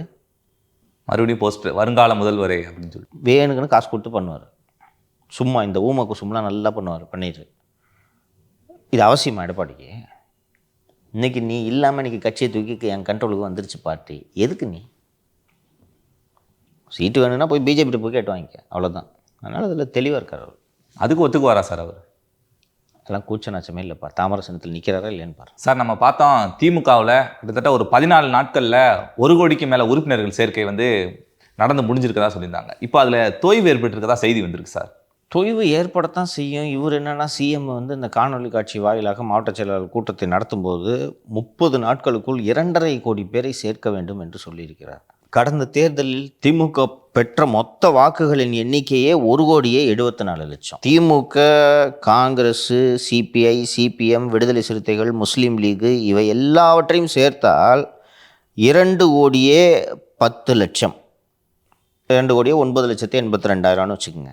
ஸோ கூட்டணி கட்சி எல்லாமே சேர்ந்து ஆன்டி இன்கம்பன்சியே இல்லாத சமயத்தில் வாங்கின வாக்கே வந்து 2 கோடி தான். ஆனால் திமுகவுக்கு மட்டும் 2.5 கோடி உறுப்பினர்களை கட்சியில் சேர்க்கணுன்ட்டு இவர் சொல்கிறாருன்னா இவர் வைக்கிற டார்கெட்டே லாஜிக்கலாக இருக்குதான்றது தெரில. 2 கோடின்றது ஒரு ரீசனபிள் டார்கெட்டு. போன வாட்டி 1,74,00,000 ஓட்டு வாங்கியிருக்கிறாங்க. இன்னொன்று அந்த 1,74,00,000 ஓட்டும் திமுக ஓட்டு கிடையாது, நியூட்ரலான வாக்காளர்கள் பல பேர் போட்டிருப்பார்கள். அப்போது 2.5 கோடி வந்து நீங்கள் இலக்கா வச்சிங்கன்னா எங்கே போவாங்க? அவர் நினைக்கிறார் சார், நம்ம ஒரு நல்ல ஆட்சி தந்திருக்கோம், மக்கள் வந்து நம்மளை விரும்புகிறாங்க அப்படின்னு நினைக்கிறாரு. இன்னொன்று இவங்க போய் பொய்யா புழுவிட்டுருக்காங்க அவர்கிட்ட. நான் சொன்னேன்ல, இந்த இதுவே வந்து ஜென்யூனாக இருக்குன்ட்டு நீ நம்புறியா? 14 நாளில் 1 கோடி சேர்த்துற முடியுமா? அவ்வளோ ஈஸியா? 1 கோடி பேரை போய் எல்லாருக்கும் வீட்டுக்கும் போயிருக்காங்க, எல்லாரும் மெம்பர் ஆகிடுவாங்களா? எப்படி 14 டேஸில் நான் ஒரு ஓவர பீரியட் ஆஃப் 6 months இதை பண்ண முடியும் அப்படின்றத நான் ஒத்துக்கிறேன். நான் 1 கோடி பேரை வந்து ஒரு கட்சி அதிமுகவோ திமுகவோ 1 கோடி பேரை உறுப்பினரை சேர்ப்பது என்பது ஒரு பெரிய முடியக்கூடிய காரியம், செய்யக்கூடிய ஒரு காரியம் என்று நான் பார்க்கிறேன். 14 நாளில் எப்படி இப்போ 1 கோடிக்கு அதிகமாக 1,75,00,000 நம்ம சொல்லிட்டு இருந்தாங்க. இப்போ 30 நாளில் எப்படி 2.5 கோடி எப்படி அடைவீங்க? அவர் கனவுலகில் வாழ்ந்து கொண்டிருக்கார் என்பதை மீண்டும் மீண்டும் நிரூபிச்சுட்டு இருக்கார். பார்த்தீங்களா? இதுதான் சிக்கல் சார். தொடர்ந்து பகுதி நேர ஆசிரியர்கள் வந்து போராட்டம் நடத்திட்டே இருக்காங்க, எங்களுக்கு வந்து பணி நிரந்தரம் பண்ணுங்க சொல்லிட்டு. இது ஒன்றும் அவங்க புதுசாக கேட்கல. இது தேர்தல் அறிக்கையில் திமுகவே சொல்லியிருந்தாங்க, நாங்கள் ஆட்சிக்கு வந்தால் பகுதி நேர ஆசிரியர்கள் வந்து பணி நிரந்தரம் பண்ணுவோம்னு சொல்லிட்டு. ஆனால் இப்போ எந்த விதமான ஒரு நடவடிக்கை எடுக்கலை, வேடிக்கை மட்டும் பார்க்குறாங்க. போராட்டம் நடத்துகிறவங்கள கைது பண்ணுறாங்களே தவிர என்ன எதுக்கு ஆக்ஷன் எடுக்கலையே சார்? இந்த போராட்டங்கள் எல்லாம் வரக்கூடிய நாட்களில் தீவிரமடையும். இந்த பகுதி நேர ஆசிரியர்கள் இது எல்லாரும் யார் ஏடிஎம்கே பேரில் யார் போராட்டம் நடத்தினாலும் போய் முதல்ல போய் நின்று உங்கள் கோரிக்கை நிறைவேற்றப்படும்ட்டு வாக்குறுதி அளித்து விட்டு வந்தார். அதை எல்லாத்தையும் கன்சால்டேட் பண்ணி திராவிட முன்னேற்ற கழகத்தின் தேர்தல் அறிக்கையிலும் சேர்த்தார்கள். இன்றைக்கி அவங்க இதை பண்ணுங்கன்ட்டு போராட்டம் நடத்துனாங்கன்னா இவங்களை போலீஸை விட்டு அடைச்சி அரெஸ்ட் பண்ணி உள்ளே வைக்கிறது. அதை பார்க்குறதுக்கு திரு சீமான் அவர்களும் திரு நயினா நாகேந்திரன் அவர்களும் சென்றால் அவர்களை பார்க்க விடாமல் போலீஸை விட்டு அவங்களை விரட்டி விடுறது. சார் இல்லை சார் நீங்கள் பார்க்கக்கூடாது என்பது. ஸோ இது எல்லாமே நீங்கள் போக போக பாருங்கள் எவ்வளோ மிகப்பெரிய தலைவலியாக இந்த அரசுக்கு அமைய போகுது. எல்லா செக்டாரும் போராட்டத்தில் இறங்கும். ஏன்னா அவங்க கொடுத்த வாக்குறுதிகள் எதையுமே நிறைவேற்றவில்லை. அதற்கான விளைவை இவங்க கண்டிப்பாக அனுபவிப்பாங்க. சார், நேற்று வேற இது இந்த பகுதி நேர ஆசிரியர்களுக்கு வந்து ஊதியம் உயர்த்தப்படும் அப்படின்னு சொல்லிட்டு இப்போ கடைசி காலகட்டத்தில் வந்து சொல்லியிருக்காங்க சார். சொல்லியிருக்காங்க. இதெல்லாம் வெறும் அறிவிப்பு. உண்மையிலேயே வந்து இதற்கான அரசாணை வந்தால்தான் இதெல்லாம் நடக்கும் என்று நாம் புரிந்து கொள்ள முடியும். அதனால் அறிவிப்பெல்லாம் நம்ம சீரியஸாக எடுத்துக்க முடியாது. அனைத்து மகளிருக்கும் 1000 ரூபாய் உரிமை தொகைன்னு கூட தான் அறிவித்தாங்க. கொடுத்தாங்களா? இப்போ அப்ளிகேஷன் ஃபார்ம் வாங்குறாங்களா? கொடுக்குறாங்களான்னு பாரு. கொடுக்க முடியாது சார். நாமக்கல்லில் கிட்னியை வச்சு வியாபாரம் பண்ணுறதா ஒரு தகவல் வந்திருக்கு. இது கேட்குறதுக்கே ரொம்ப ஷாக்கிங்காக இருக்குது. ஆனால் அதோட ஃபுல் விவரங்கள் என்ன சார்? ரொம்ப அதிர்ச்சிகரமான ஒரு விஷயமாக தான் இருக்கிறது. ஃபஸ்ட்டு இதோட பேக்ரவுண்டை தெரிஞ்சுக்குவோம். சட்டவிரோதமாக இந்த ஒரு காலகட்டத்தில் 2000 தொடக்கம் என்று நான் நினைக்கிறேன், சட்டவிரோதமாக இந்த ஏழைகளோட கிட்னிகளை எல்லாம் வாங்கி கம்மி விலை காசு கொடுத்து அவங்ககிட்ட வாங்கிட்டு சம்மந்தம் இல்லாத ஆட்களுக்கு விற்பனை செய்து விடுகிறார்கள் என்று ஏற்கனவே எழுந்த புகார்களின் அடிப்படையில் 2011ஆம் ஆண்டு மத்திய அரசே ஒரு சட்டத்தை கொண்டு வருது. Transplantation of human organs and tissues act and 94 வந்தது. அதுக்கப்புறம் 2011 அதற்கான சட்ட திருத்தம் வருகிறது. 94 முதல்ல இந்த சட்டம் வருது, அதுக்கப்புறம் 2011 இந்த சட்டம் வருது. இதில் வந்து 2 ஆஸ்பெக்ட் இருக்குது. அதாவது என்னென்னா, இறந்து போய் விடுகிறார்கள், பிரெயின் டெட் ஆவாங்கள்ல, ஆக்சிடென்ட் ஆகி மூளை சாவு அடைந்தவர்கள் என்று அவர்களிடமிருந்து கிட்னி எடுத்து அதை உயிரோடு இருப்பவர்களுக்கு பொருத்துவது என்பது ஒரு முறை. இன்னொரு முறை வந்து நான் உயிரோடு இருக்கிறேன், எனக்கு ஒரு சிறுநீரகம் போதுமானது என்பதால் நான் எனக்கு உறவினர்களுக்கோ மற்றவர்களுக்கோ கொடுக்கறதுன்றது இது முறை. இதில் என்ன விஷயம்னா, இறந்து போனவர்களின் உடலிலிருந்து நீங்கள் எடுக்கக்கூடிய சிறுநீரகம் 8 முதல் 12 ஆண்டுகள் வேலை செய்கிறது, ஆரோக்கியமாக இருக்கிறது. உயிரோடு இருப்பவர்களிடமிருந்து எடுக்கக்கூடிய சிறுநீரகம் 12 முதல் 20 ஆண்டுகள் வரை இது இருக்கும்ன்றதுனால உயிரோடு இருக்கவங்ககிட்ட வாங்குகிற கிட்னியை செல்வ செழிப்புள்ளவர்கள் விரும்புகிறார்கள். ஸோ அந்த சட்டம் வந்து அப்போ என்ன சொல்லுச்சுன்னா, நீ ரிலேட்டிவாக இருந்தால் மட்டும்தான் கொடுக்க முடியும். உனக்கும் தானம் பண்ணுறவங்களுக்கும் என்ன ரிலேஷன் அப்படின்றத நீங்கள் நிரூபிக்கணும். அப்புறம் வந்து இந்த உறுப்புகளை திருடுற வேலையெல்லாம் நடக்கக்கூடாதுக்கா இதுக்குன்னு ஒரு கமிட்டி போட்டு நிறைய செக்ஸ் அண்ட் பேலன்சஸ்லாம் வச்சுட்டாங்க. இது என்ன ஆகிடுதுன்னா, எத்தனை பேர் வந்து தங்களோட உறவினர்களுக்கோ ரத்த சொந்தங்களுக்கோ கிட்னியை தர்றதுக்கு முன் வருவாங்க. ஸோ இதனால் இது போல் வந்து கிட்னி கிடைக்கிறது கஷ்டமாக இருக்குதுன்றதுனால சென்னை உயர்நீதிமன்றம் 2 வழக்குகளில் முக்கியமான ஒரு தீர்ப்பை வழங்குகிறது. ஒன்று Khaja Moinuddin versus the authorising committee என்று ஒன்று, இன்னொன்று Rajkumar versus the authorisation committee என்று 2023 2024 2 வழக்குகளில் சென்னை உயர்நீதிமன்றம் தீர்ப்பளித்து இந்த கிட்னி தானத்தை எளிமைப்படுத்துகிறது. அதாவது என்னென்னா, இரத்த சொந்தமோ அல்லது வேறு சொந்தமோ இல்லாத ஒரு நபரிடமிருந்து வாங்குவதற்கு வழிவகை செய்து கொடுக்கிறது இந்த 2 தீர்ப்புகளும். இது வந்த பிறகு இந்த சென்னை உயர்நீதிமன்றத்தின் இந்த தீர்ப்புகளை பயன்படுத்தி பெரிய அளவில் அந்த சிறுநீரக மாற்று அறுவை சிகிச்சையில் கொள்ளை லாபம் ஒரு மருத்துவமனை பார்த்திருக்கிறது. அந்த மருத்துவமனை திமுக எம்எல்ஏவும் திமுக பிரமுகரும் நடத்தக்கூடிய தனலட்சுமி ஸ்ரீனிவாசன் மருத்துவக் கல்லூரி மருத்துவமனையில் தான் இது பெரிய அளவில் இது நடந்திருக்கிறது. பெரிய மருத்துவமனைகள் இருக்கின்ற அளவு அந்த பெரிய மருத்துவமனைகள்லாம் நான் சொல்கிறது நேம் பண்ண விரும்பல. பெரிய மருத்துவமனை அவங்கெல்லாம் இந்த மாதிரியான விஷயங்களில் ஈடுபடுவதில்லை. என்னென்னா, அவங்க தே சார்ஜ் ஹியூஜ். பட் இந்த தனலட்சுமி ஸ்ரீனிவாசன் மாதிரியான ஒரு மருத்துவமனை லாபம் ஈட்ட வேண்டும் என்பதற்காக என்ன செய்கிறார்கள் என்றால், இப்போது நம்ம நிதிஷ் வந்து ஒரு ஏழை தொழிலாளி. இங்கே பெரும்பாலும் இந்த கிட்னி சிறுநீரகத்தை பறிகொடுத்தவர்கள் விசைத்தறி தொழிலாளர்களாக இருக்கிறார்கள். நெசவு தொழிலாம் நசிஞ்சு போச்சுன்றது நம்ம பார்க்குறோம். ஸோ என்ன பண்ணுறதுன்னா, நான் நிதிஷ்கிட்ட போயிட்டு இதற்கென்றே தரகர்கள் இருக்கிறார்கள். இதுபோல் இப்போது தலைமறைவாகி இருக்கக்கூடிய ஒரு தரகரின் பெயர் தான் திராவிட ஆனந்தன். அவரோட பேர்லேயே திராவிடம் வச்சுருக்காருன்னா அப்புறம் எப்படி இருக்குன்னு பார்த்துக்குங்க. திராவிட ஆனந்தன் அவருடைய பேர். இந்த புரோக்கர்ஸுக்கு வேலை என்னென்னா, நீ காசு கஷ்டப்பட்டுட்டு இருக்க, அவசரமாக உனக்கு செலவுக்கு வேணும், கல்யாணம் பண்ண வீட்டில் வீடு கட்டணும், இல்லைனா மெடிக்கல் எமர்ஜென்சி ஏதாவது சம்திங், உனக்கு ஒரு 2 லட்ச ரூபா 3 லட்ச ரூபா பணம் தேவைப்படுது.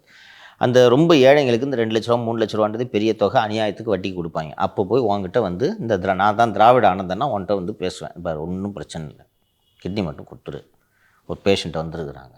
ஏன்னா உனக்கு யாருக்கு நீ கிட்னி கொடுக்க போகிறன்றது உனக்கு தெரியாது. கையில் காசு இப்போவே கொடுக்குறேன்னு சொன்னோன்னா உன்னோட அவசரத்துக்கு சரி பண்ணி தொலைச்சிக்குவோன்ட்டு நீ வந்து கொடுக்குற. தனலட்சுமி ஸ்ரீனிவாசன் அந்த மருத்துவமனை பேஷண்ட்ஸ் வர்றாங்களா, வர்ற பேஷண்ட்ஸு ஏழையாக இருக்க மாட்டாங்க. இன்னொன்று அவங்களுக்கு எங்கேயும் கிட்னி கிடைக்காம தான் வர்றாங்க. ஸோ அங்கே வந்து இந்த மருத்துவமனைக்கு போனால் கிட்னியை பிடிச்சி கொடுத்துருவாங்க. இந்த மாதிரி புரோக்கர்ஸு கிட்னியை பிடிச்சி கொடுத்துருவாங்க. எனக்கு தெரிஞ்ச உடனே அங்கே வரும்போது மூட்டையில் அள்ளிட்டு வருவாங்க பணத்தை. எவ்வளோ செலவானாலும் பரவாயில்ல, எங்களுக்கு நல்ல கிட்னி வேணும், உயிரோடு இருக்கவனோட கிட்னி வேணும். அப்படி இல்லை, நீங்கள் இந்த மூளைச்சாவு அடைந்தவர்களோட கிட்னி வேணும்னா நீங்கள் பதிவு பண்ணி வச்சுட்டு காத்திருக்கணும். ரூல்ஸ் அண்ட் ரெகுலேஷன் இருக்குது சார். வரிசையில் வரவங்களுக்கு தான் முன்னுரிமை. ஸோ வந்து என்ன பண்ணுறாங்கன்னா, உன்கிட்ட இந்த ஆனந்தன் திராவிட ஆனந்தன் வந்து பேசுவார், ஒரு 3 லட்ச ரூபா கூடியான்ட்டு. உன்கிட்ட 2 லட்ச ரூபா உன் கையில் கொடுத்துட்டு பேஷண்ட்டுக்கிட்ட 25 லட்சம் சார்ஜ் பண்ணுறாங்க. இது லேசாக இந்த தகவல் கிட்னி தானம் கொடுத்தவர்களுக்கு கசிகிறது. டேய் 2 லட்ச ரூபா கொடுத்துட்டு என்னடா 25 லட்சத்துக்கு என் கிட்னியை விற்றுருக்கீங்கன்னு தெரிஞ்ச உடனே இவர்கள் போய் கொஞ்சம் கொஞ்சமாக பணத்தை கேட்க தொடங்குகிறார்கள். நான் கம்மியாக சொல்லிட்டேன், 35லேருந்து 50 லட்சம் வரைக்கும் சார்ஜ் பண்ணுறாங்க. கொடுக்கறது 2லேருந்து 5 லட்சம். இதை இந்த சென்னை உயர்நீதிமன்றத்தோட சட்டத்தை பயன்படுத்தி, அந்த சென்னை உயர்நீதிமன்றத்தோட சட்டம் என்ன சொல்லுதுன்னா, நீங்கள் பேஷண்ட்டுனா நீங்களாக போய் ஐடென்டிஃபை பண்ணி நிதிஷ் எனக்கு ஒரு நட்பின் அடிப்படையில் அவர் கொடுக்க முன் வருகிறான்றது நீங்கள் எஸ்டாப்ளிஷ் பண்ணால் போதுன்ட்டு இன்றைக்கி இந்த தீர்ப்பு ஃப்ளெக்சிபிளாக இருக்குது. இதை பயன்படுத்தி இவங்க இந்த புரோக்கர்ஸ் இது உள்ளே பூந்து பண்ணிகிட்டு இருக்காங்க. அண்டு இந்த விஷயம் வெளியே வந்து அந்த பகுதியில் இது கொஞ்சம் பரபரப்பான உடனே அந்த ஹாஸ்பிட்டலை இழுத்து மூட வேண்டிய நிலைமை ஏற்படும். போலீஸு எஃப்ஐஆர் ரெஜிஸ்டர் பண்ணி அக்யூஸ்ட். இப்போது அந்த மருத்துவத்துறையே இந்த கிட்னி டிரான்ஸ்பிளான்ட் நடக்கக்கூடிய இந்த ஊழல் தொடர்பாக காவல்துறையில் புகார் அளித்து விட்டது. புகார் அளித்ததும் இந்த திராவிட ஆனந்தனை கைது செய்தால் மருத்துவமனை மாட்டும், மருத்துவமனையின் நிர்வாகம் மாட்டோம். ஏன்னா ஒரு நிர்வாகத்துக்கு தெரியாமல் நீங்கள் இந்த வேலையை பார்த்துக்கிட்டு இருக்க முடியுமா? நிர்வாகம் மாட்டோம். நிர்வாகம் திமுக எம்எல்ஏ அவர். இதை தவிர்ப்பதற்காக போலீஸை கூப்பிட்டு நீ தலைமறைவாயிடுன்னு அனுப்பிச்சி விட்டாங்க. இப்போது தேடிக்கொண்டிருக்கிறார்கள்.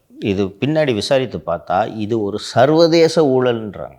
வெளிநாட்டிலேருந்துலாம் பேஷண்ட்ஸு கிட்னிக்காக இந்தியாவில் சீப்பாக கிட்னி கிடைக்குதுன்ட்டு இங்கே வர்றாங்க. இன்றைக்கி தான் ஃபெசிலிட்டேட் பண்ணிட்டாங்கல்ல, அதுக்கு என்ன சொல்கிறாங்கன்னா ஆல்ட்ரூயிஸ்டிக் டோனர்ஸ் அப்படின்ட்டு இவங்களை கேட்டகரைஸ் பண்ணுறாங்க. இந்த விஷயம் எப்படி வெளியே வருகிறது என்றால், டாக்டர் ராஜேஷ் என்கிற தலைமை சிறுநீரக மருத்துவர், தனலட்சுமி ஸ்ரீனிவாசன் மருத்துவமனையில் இருக்கக்கூடிய தலைமை சிறுநீரக மருத்துவர் டாக்டர் ராஜேஷ் என்பவர், அவர் தான் வந்து அந்த தனலட்சுமி ஸ்ரீனிவாசன் மருத்துவமனையில் இந்த சிறுநீரக துறையையே உருவாக்குனது அவர் தான் இந்த டிபார்ட்மெண்ட் ஹெச்ஓடியாக அவர் இருக்கிறார். இவருக்கு வந்து இந்த மாதிரி இந்த பக்கத்து ஏழை ஒருத்தன் வந்து படுகிறான், இந்த பக்கம் பெரிய சேட்டு வந்து படுகிறான், இதில் ஏதோ தப்பு நடக்குதுன்னு சொல்லிட்டு இவர் வந்து மேனேஜ்மெண்ட்டுக்கிட்ட, சார் இங்கே பெரிய தப்பு நடந்துட்டு இருக்கு சார், எவனோ ஒருத்தன் இந்த புரோக்கர் வந்து இந்த மாதிரி வேலையை பார்த்துட்டு இருக்கான் சார்னு மேனேஜ்மெண்ட்டுக்கு ஒரு தகவலை சொல்கிறாரு. உறவினர்கள் இல்லைன்னு டவுட் வருது. உறவினர்கள் தெரிஞ்சிருது, உறவினர்கள் இல்லைன்னு டவுட் வரது கூட, அவன் உண்மையிலேயே 20 லட்சத்தை வாங்கிட்டு கொடுத்தானா அது வேறு. இவருக்கு தெரியும் ஹாஸ்பிட்டல் எவ்வளோ சார்ஜ் பண்ணுறதுன்னு தெரியும், படுத்துருக்கிறவன்ட்டு பேச்சு கொடுத்துருக்கலாம். எவ்வளோ பாவது ஒன்று சார் 3 லட்சம் கொடுத்தாங்க சார்னு சொன்னோன்னு, டே என்னங்க எவ்வளோ பில்லு போடுறாங்க என்று அவருக்கு அது தெரிஞ்சதும் மேனேஜ்மெண்ட்டுக்கிட்ட தகவலை சொல்கிறாரு. மேனேஜ்மெண்ட்டுக்கிட்ட, சார் இந்த மாதிரி சார் ஒருத்தன் புரோக்கர் ஒருத்தன் வந்து சுற்றி இருந்தான் சார், அவன் தான் சார் இந்த ஏழையை ஏமாற்றி இந்த மாதிரி கிட்னி அவரை பார்த்துட்டான் போல இருக்குது சார் அப்படின்னு மேனேஜ்மெண்ட்டுக்கிட்ட சொன்ன உடனே, நீங்கள் ஒன்றும் ஒரி பண்ணாதீங்க, மீட்டிங்க்கு வாங்கன்னு சொல்லிட்டு ஒரு மீட்டிங்க்கு 3 மணிக்கு வாங்கன்னு சொல்கிறாங்க. இவர் 3 மணிக்கு மீட்டிங்கு போகலான்னு வெயிட் பண்ணிருக்காரு. 2:45 யூஆர் டெர்மினேட்டட் ஃப்ரம் சர்வீஸ்ன்னு மேனேஜ்மெண்ட்லேருந்து இவருக்கு விரை பணி நீக்க உத்தரவு வருகிறது. அப்போ நீங்களும் சேர்ந்து தான் இதை பண்ணுறீங்களாடா அடப்பாவிகளா, உங்களை நம்பிக்கிட்டு நான் இவ்வளோ நாளாக உட்காந்துருந்தேன் என்று சொன்னதும் அதற்கு பிறகு வந்து இப்போது விஷயம் வெளியில் அவர் வெளியே பேச தொடங்கி விட்டார். ஸோ விஷயம் வந்து மெல்ல மெல்ல கசிந்து இது இப்போது பரபரப்பாக இருக்கிறது. அந்த திராவிட ஆனந்தனை தலைமறைவாக சொல்லிவிட்டார்கள். சர்வதேச லெவலில் ஃபாரின் கரன்சியில் ஃபண்டு வாங்கி இந்த தனலட்சுமி ஸ்ரீனிவாசன், இந்த திமுகங்களோட புத்தியெல்லாம் பார்த்தீங்களா? யோசிச்சு பாரு, பணத்துக்காக ஒருத்தன் சிறுநீரகத்தை கொடுக்குறான், வறுமை இல்லை, அவனுக்கு முழுசாக அந்த துட்டை கொடுத்தான், அவன் மனசு வந்து தான் கொடுக்குறான். நீங்கள் இந்த படுகை போட்டு தெரியாமல் கிட்னியை திருடிட்டாங்கன்றது அதை அவங்க பண்ணல. இருந்தாலும் நீ வந்து இப்போ உங்கள் கிட்னி எனக்கு கொடுக்குறேன்னா நீ மனசார கொடுக்குற, அதுக்கு பேஷண்ட் எவ்வளோ காசு கொடுக்குறானோ அதை கொடுக்கணும்ல. இது தப்பு மாதிரி தெரியலையே சார், ஏன்னா அவங்க அக்செப்ட் பண்ணிட்டு தான் கொடுக்குறாங்க. எவ்வளோ சார்ஜுன்றத நிர்வாகம் முடிவு பண்ணுது. நிர்வாகம் எப்படி முடிவு செய்யலாம் என்று நான் கேட்கிறேன். இல்லை அது சட்டப்படி என்ன தப்புன்னு நான் கேட்குறேன். நீங்கள் ஒரு ரெசிபியன்ட்டுக்கிட்ட என்ன சொல்கிறீங்க, எவ்வளோக்கு கிட்னி டோனருக்கு எவ்வளோ கொடுக்குறோன்னு சொல்கிறீங்க. டோனருக்கு கொடுக்குறதுக்குன்ட்டு தானே நீங்கள் சார்ஜ் பண்ணுறீங்க. அவங்ககிட்ட ஹாஸ்பிட்டல் சார்ஜாக போடுறீங்க. டோனருக்கு கொடுக்குறதுக்குன்னு தானே சார் 20 லட்சம் சார்ஜ் பண்ணுறீங்க. அந்த 20 லட்சத்தை கொடுங்க, இதானே ஃப்ராடு. நீங்கள் ஆக்சுவலி அந்த 20 லட்சத்தை வாங்கி 20 லட்சத்தை அப்படியே யார் டோனரோ அவன்கிட்ட கொடுத்துருந்தீங்கன்னா தெர் இஸ் நத்திங். இவருக்கு ஏன் சந்தேகம் வருது? நடுவில் ஒரு புரோக்கர் இந்த வேலையை பார்க்குறான்ற சந்தேகம் வந்தவொடனே தானே இவர் ஹாஸ்பிட்டல் மேனேஜ்மெண்ட்டுக்கு ஃப்ளாக் பண்ணுறாரு. இவ்வளோ நாளாக ஏன் இந்த சர்ஜரி பண்ணிட்டு இருந்தார் இவர் என்ன நினச்சிட்டு இருக்காங்கன்னா, சரி ஏதோ அவங்களா மனசு வந்து பணத்துக்காக கொடுக்குறாங்க போல இருக்கும், நல்ல விஷயம்பா அப்படின்ட்டு நினச்சி கொண்டு இருந்தார். இன்றைக்கி இந்த நடுவில் ஒருத்தன் இருக்கிறான்னு தெரிஞ்சு சந்தேகம் வந்தவொடனே தானே இவர் ஃப்ளாக் பண்ணுறாரு. ஸோ இதை விசாரிக்காமல் மூடி மறைக்க விடியல் அரசு கடும் முயற்சியில் ஈடுபட்டு கொண்டிருக்கிறது. இப்போ தான் லேசாக மீடியா பிக்கப் பண்ண ஆரம்பிச்சிருக்கு. பற்றி கொள்ளும் என்று நினைக்கிறேன். குறிப்பாக ஒரு மருத்துவர் என்னை அழைத்து, சார் நீங்கள் இதை பேசுங்க, இது பெருசாக ஹைலைட் ஆகல, இது இன்டர்நேஷ்னல் ஃப்ராடு, போலீஸு தான் கூப்பிட்டு அந்த அக்யூஸ்டை நீ தலைமறைவாக நீ மாட்டினா எங்களுக்கு தலைவலி, இங்கிட்டு கண்ணு இங்கே இந்த பக்கமே வராது, ஓடு என்று சொல்கிறார்கள். போலீஸ் அவனை தேடவே இல்லை. தயவுசெய்து நீங்கள் உங்கள் நிகழ்ச்சியில் நீங்கள் பேசினா இதுக்கு உரிய முக்கியத்துவம் கிடைக்கும் என்று சொன்னார்கள். நான் பதிவு செய்து விட்டேன். எதிர்க்கட்சிகளும் ஊடகங்களும் இதை தொடர்ந்து பர்சியூ பண்ணி இதில் இந்த உரிய விசாரணை நடப்பதற்கும் அந்த இதில் ஈடுபட்ட அந்த மருத்துவமனை நிர்வாகம் உரிய சட்டத்தின் முன் நிறுத்தப்பட வேண்டும் என்பதை தான் நம்ம இந்த நேரத்தில் பதிவு செய்து கொள்ள விரும்புகிறோம். சார், திராவிட கட்சிகள்லாம் வந்துட்டு நாங்கள் 1000 ரூபா தரோம், 1500 ரூபா தரோம்னு சொல்லிட்டு மக்களை வந்து ஏமாற்றி இருக்க இந்த சூழ்நிலையில் ஒரு தலைவர், அதுவும் நாம் தமிழர் கட்சியினுடைய தலைவர் வந்துட்டு மரங்களுக்கு மாநாடு நடத்த போவதா சொல்லியிருக்காங்க. முதுமலை காட்டலையாப்பா சார்? அவர் எங்கே மாநாடு? இல்லை, வழக்கமாக அப்படி தான்ப்பா பண்ணுவார். ஆடு மாடுகளுக்காக குரல் கொடுக்குறேன்னு சொல்லிட்டு அந்த ஆடு மாடுகளையும் கூப்பிட்டு வச்சு பேசிட்டு இருப்பார். நல்லா இருக்கியா, உனக்காக நான் பேசுகிறேன், கத்து பே. பார்த்தியா அந்த மீட்டிங்? பார்த்தியா மழை வேறு பெஞ்சிச்சு அன்றைக்கி. அது மாதிரி மரங்களுக்காக பேசுகிறேன்ட்டு மரத்து கூடவே வந்து முதுமலை காட்டில் பேசுகிறாரான்னு கேட்குறேன் நான். இல்லை சார், அவர் வந்து எங்கே வேணால் பேசட்டான், ஆனால் அவர் பேசுகிறாருன்னா ஒரு விழிப்புணர்வு வரணும்ல. ஏன்னா இந்த காலகட்டத்தில் மரங்களை வந்து வெட்டுறாங்க. மரம் எவ்வளவு மனிதர்களுக்கு முக்கியம் என்பதை நம்ம எல்லாருக்குமே தெரியும். மரம் இருக்கனால தான் நம்ம வந்து ஒரு ஆக்சிஜனை வந்து சுவாசிக்கிறதுனால நமக்கு ஒரு நல்ல ஒரு காற்று கிடைக்குது. அப்படி இருக்கப்ப மரத்தை வந்து வளர்க்கணும், அதை காப்பாற்றணும் அப்படின்றதுக்காண்டி ஒரு விழிப்புணர்வுக்காண்டி இதை பண்ணுறாரு சார். குறிப்பாக சார் திரு சீமான் அவர்களை பொறுத்த வரைக்கும் சார், இந்த சூழலியல் பேசுகிற அரசியல்வாதிகள் இங்கே இல்லவே இல்லை அப்படின்னு தான் சொல்லணும். அப்படி இருக்கும்போது அதை அவர் கையில் எடுக்கும்போது யாரும் பேசாத, யாரும் தொடாத டாபிக்ஸை திரு சீமான் பேசுகிறாருன்னு அவருக்கு ஒரு வரவேற்பு இருக்குது சார். வரவேற்பு இருக்குது. ஆனால் சூழலியல் பேசும் அரசியல்வாதிகள் இல்லை என்பதை நான் மறுக்கிறேன். பாட்டாளி மக்கள் கட்சி பசுமை தாயகம் என்ற ஒரு அமைப்பை இதற்காக தொடங்கி அப்படி தானே சௌமியாவே உள்ளே வர்றாங்க. ஸோ இதெல்லாம் வந்து மருத்துவரையா சூழலியல் அரசியலை அப்போதே பேசியவர். நீங்கள் நன்றாக கவனித்தீர்கள் என்றால் சூழலியல், இந்த ஆடு மாடுகள் உரிமை, இதையெல்லாம் எந்த அரசியல் கட்சியும் பிரதானமாக வைத்து கொள்ளாது. திராவிட முன்னேற்ற கழகத்தை எடுத்தீர்கள் என்றால் கார்த்திகேய சிவசேனாதிபதி இருக்கிறார் என்று நினைக்கிறேன். அவர் சூழலியல் பிரிவு இப்போ தான் ரீசெண்டாக 2 வருஷம் முன்னாடி தான் ஆரம்பித்தாங்க. சூழலியல் பிரிவோட தலைவர் அவர், தலைவராக செயலர்னு தெரியல, செயலர் என்று நினைக்கிறேன், செயலர் அவர். அதே போல் பாட்டாளி மக்கள் கட்சி என்பது ஒரு அரசியல் அமைப்பு, அதில் பசுமை தாயகம் என்பது ஒரு பிரிவு. அவங்க இந்த சூழலியல், மரங்கள் நடுதல் இது போன்ற விஷயங்களில் அவர்கள் தீவிரமாக இருப்பார்கள். இந்த சூழலியல் மிக மிக நல்ல விஷயம். நான் என்ன இயற்கைக்கு எதிரானவனா? மரங்கள் வைக்க வேண்டும், வளர்க்கப்பட வேண்டும், அதில் மக்கள் கவனம் செலுத்த வேண்டும் என்பதை நான் மனதார வரவேற்கிறேன். எனக்கு அதில் எந்த விதமான மாறுபட்ட கருத்தும் இல்லை. ஆனால் தேர்தலில் வெற்றி பெறுவதற்கு நீங்கள் என்ன செய்கிறீர்கள் என்பதுதான் அதிபர் சீமான் அவர்களை பார்த்து நான் கேட்கக்கூடிய கேள்வி. சார், நான் என்ன நினைக்கிறேன்னா, எல்லா கட்சிகளுமே வந்துட்டு எடுத்த சுருக்கு வந்து நாங்கள் வந்துட்டு அப்படியே ஆட்சிக்கு வரணும் அப்படின்னு சொல்லிட்டு நினைக்கிறப்ப ஒரு பயிற்சி எடுக்கலான்ட்டு அண்ணன் நினைக்கிறாரு.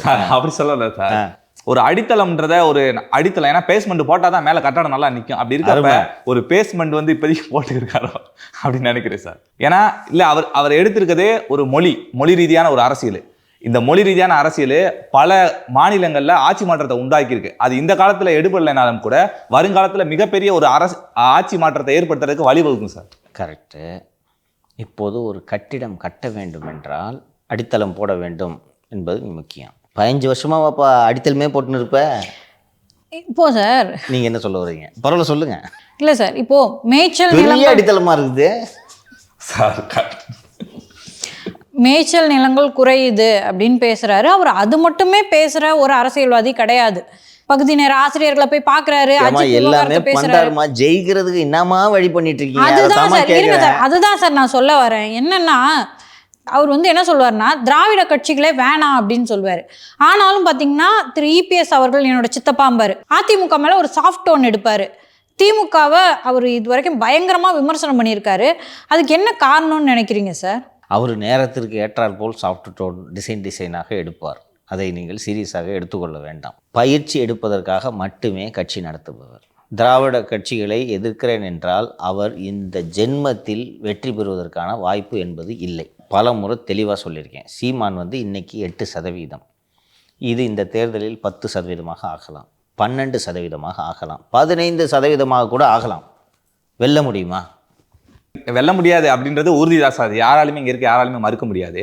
ஆனால் அவர் போட்ட அடித்தளம் என்பது இன்னைக்கு வந்து என்னதான் வந்து நாங்கள் வந்து ஆட்சியில் இருக்கோம் அப்படின்னு சொல்லிட்டு திராவிட கட்சிகள் சொன்னாலும் கூட 500 ரூபாயும் கோட்டு பிரியாணியும் கொடுக்காம கூட்டத்தை கூட்ட முடியுமான்னு கேட்டால் முடியாது. ஆனால் அந்த கூட்டத்தை சீமான் அவர்களால் கூட்ட முடியுதுன்னா மக்கள் வந்து அவர் மீது நம்பிக்கை வைக்கிறாங்க. இன்ன வரைக்கும் சில கட்சிகள் வந்துட்டு திராவிட கட்சிகளில் வந்து இருக்கக்கூடிய தொண்டர்கள் வந்துட்டு ஒரு நேரம் இவங்களுக்கு போகலாம், சரி காசு கொடுத்தாலும் அங்கிட்டு போகலாம். ஆனால் நாம் தமிழர் கட்சியோட தொண்டர்கள் வந்து தொடர்ந்து நீங்கள் தோத்தாலும் ஜெயிச்சாலும் நாங்கள் இருக்கோம் அப்படின்னு சொல்லிட்டு இன்னமும் இருக்காங்க. அவருக்கான வாக்கு சதவீதம் அப்படியே தான் இருக்குது. ஃபஸ்ட் இயர் போல் இருக்குது தம்பி. நீ ஆர்ட்ஸ் காலேஜ் தானே படித்த? ஆமாம் சார். அண்ணன் சீமான் நடத்துறது இன்ஜினியரிங் காலேஜ். ஓகேவா? ஃபஸ்ட் இயர் ஃப்ரெஷர்ஸ் வருவாங்க, பொண்ணு மாதிரி தான் இருப்பாங்க, ரொம்ப ஆர்வமாக லேபுக்குள்ளே கரெக்டாக போவாங்க. செகண்ட் இயர் தேர்ட் இயர் முடிஞ்சதும்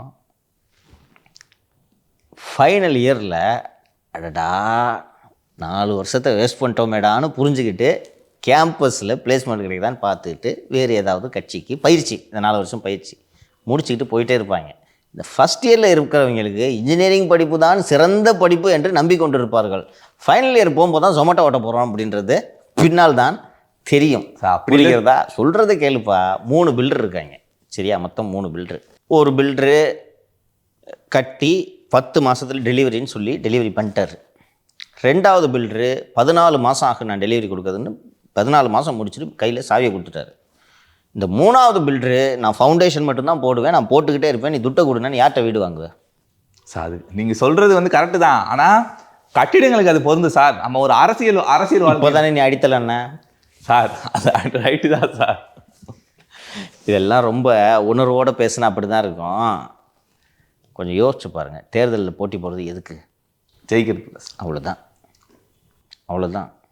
புரியுதா? இது நீங்கள் சொல்கிற இந்த மரங்கள் இதையெல்லாம் பண்ணுறதுக்கு சூழலியல் அமைப்புகள் இருக்கின்றன. அவர்களுக்கு வேலையே அதுதான். திமுகவின் நண்பர்கள்னு ஒரு அமைப்பு இருக்குது. அது வந்து அவர்களுக்கு வேலை சூழலியல். அவர்கள் இதை முழு நேரமாக எடுத்து செய்யலாம். நீங்கள் நல்லா கவனித்து பார்த்தீங்கன்னா இந்த ஆடு மாடு கூட பேசுகிறது, மரத்து கூட பேசுகிறதுலாம் எதுக்குன்னு கேட்டால் உன்ன மாதிரி ஃபஸ்ட் இயர் ஸ்டூடெண்ட்ஸ்க்கு அப்போ தான் அட்மிஷனுக்கு வருவான். புரியுதா? வித்தியாசமாக இருக்குது. நீ இப்போ இவ்வளோ நேரம் மல்லு கட்டிட்டு மூச்சை பிடிச்சிக்கிட்டு பேசினுக்கிறல்ல, உனக்கு பார்த்த உடனே இப்போ நீ ஆர்கியூ பண்ணுற பாரு என்கிட்ட, எவனாவது சார் ஏதாவது ஒரு கட்சி பேசுவாங்க சார், மருத்துவ அக்கறை இருக்கா சார், எல்லாரும் குவார்டர் கோழி பிரியாணி கொடுக்குறாங்க சார், கொடுத்தாதான்ப்பா வருவான். யதார்த்தத்தை புரிஞ்சுக்க, வெற்றி பெறணும், அதான் முக்கியம். சரி, இந்த 2021 சட்டப்பேரவை வேட்பாளர்கள் 234 தொகுதியிலையும் சீமான் வேட்பாளர் போட்டாரா? ஆமாங்க சார். நின்னாங்களா? அந்த 234 நீங்கள் எத்தனை பேர் நாம் தமிழர் இருக்காங்க கீழே? இல்லை தான் சார். 5 வருஷம் ஆச்சு இல்லை, பாஸ் அவுட் ஆகி போயிட்டான், ஃபஸ்ட் இயரில் போடுறது வேட்பாளர் ஆகிப்பான். இப்போ என்ன பண்ணுவார்னா இந்த 2026 புதுசாக ஒரு 234 பேர் அட்மிஷன் போடுவார். போட்டு வச்சு அவன் இந்த வேட்பாளர் ஆகணுன்ற ஆசையில், நம்ம மூஞ்சி வரணும் அப்படின்ட்டு வேட்பாளர் ஆகணுன்ற ஆசையில் எல்லாம் காசெல்லாம் செலவு பண்ணி கடன் வாங்கி எல்லாம் வந்து போட்டுட்டு செலவு பண்ணிட்டு போயிடுவான், படிக்க போயிடுவான், இல்லை வேலைக்கு போயிடுவான். அதுக்கு முக்கிய காரணம் என்ன நினைக்கிறேன்னா, பொருளாதார ரீதியாக வந்துட்டு ரொம்ப கீழே போயிடுறாங்க, பாதிக்கப்பட்டனால அவங்க வெளியேறாங்களோ அப்படின்னு சொல்லி. யாரு அந்த நீங்க சொல்றீங்களே இப்போ வந்து அது இருக்கத்தானே செய்யும். நான் இப்போ சொல்கிறேன்ல, தேர்தலில் போட்டியிடுறது வெற்றி பெறுறதுக்காக ஆர்வத்தில் வந்து போட்டியிடுற. ஒரு 20 லட்ச ரூபா கடனை வாங்கி அப்பா கிட்ட இருந்து கடன் ஃபிக்ஸட் டெபாசிட்லாம் உடச்சி 30 லட்ச ரூபா செலவு பண்ணி ஒரு 8% வாக்கு வாங்கிடுற. நீ வாங்குற 8% தான் திமுக வீழ்த்துது, இல்லை நீ வாங்குற 8% ஏடிஎம்கே வீழ்த்துது. அதனால என்ன பிரயோஜனம்? இன்றைக்கி நீ யார்? ஜெயிச்சவனை தான்ப்பா எம்எல்ஏன்னு சொல்லுவாங்க. அவன் எம்எல்ஏ ஆகி முடிஞ்சாலும் முன்னாள் எம்எல்ஏன்னு சொல்லுவாங்கப்பா.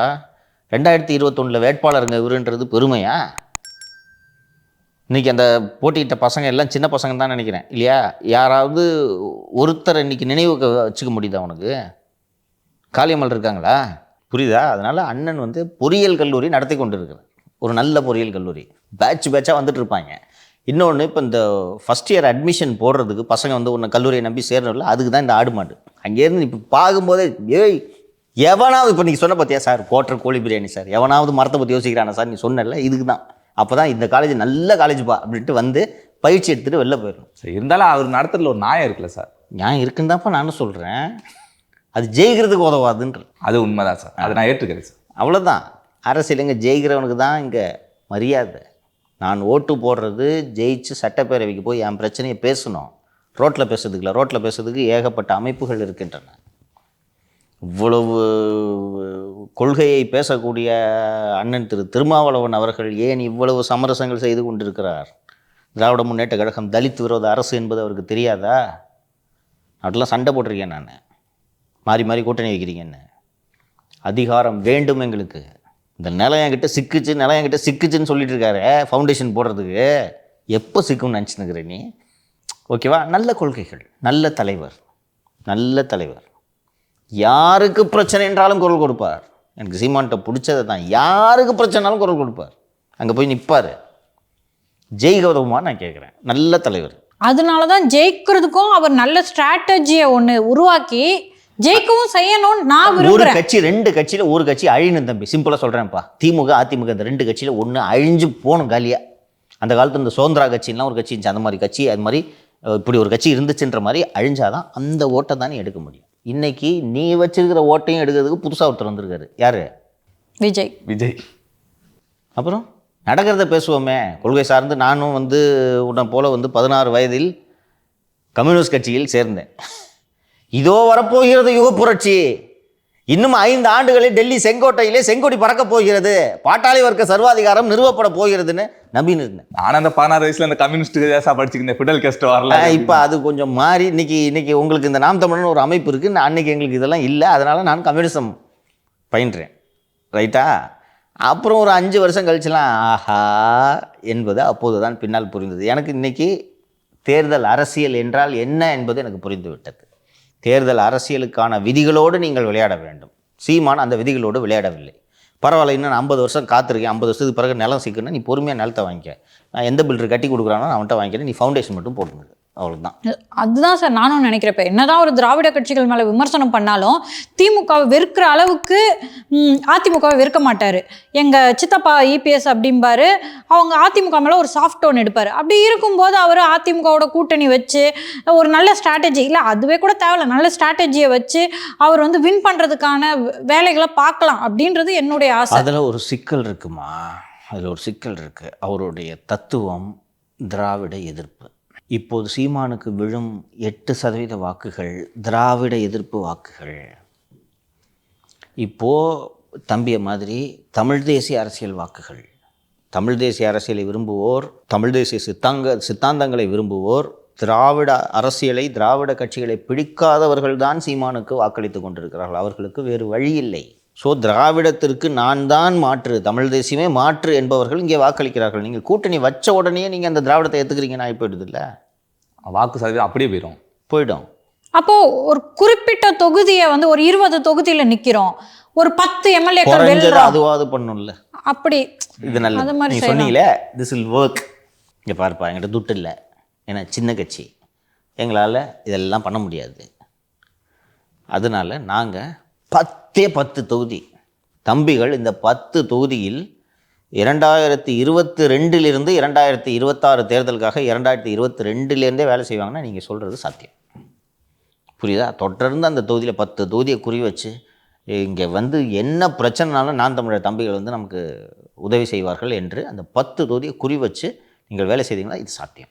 ஏன்னா நாம் தமிழர் தொண்டர்கள்ன்றவங்க உண்மையிலே களப்பணியில் நல்லா வேலை பார்ப்பாங்க. இப்போவும் சொல்கிறேன், நான் அதில் எல்லாம் அருமையான இளைஞர்கள். இன்னைக்கு பல்வேறு அரசியல் நிகழ்வுகளை பார்த்தோம். நாளைக்கு நம்ம பார்ப்போம்.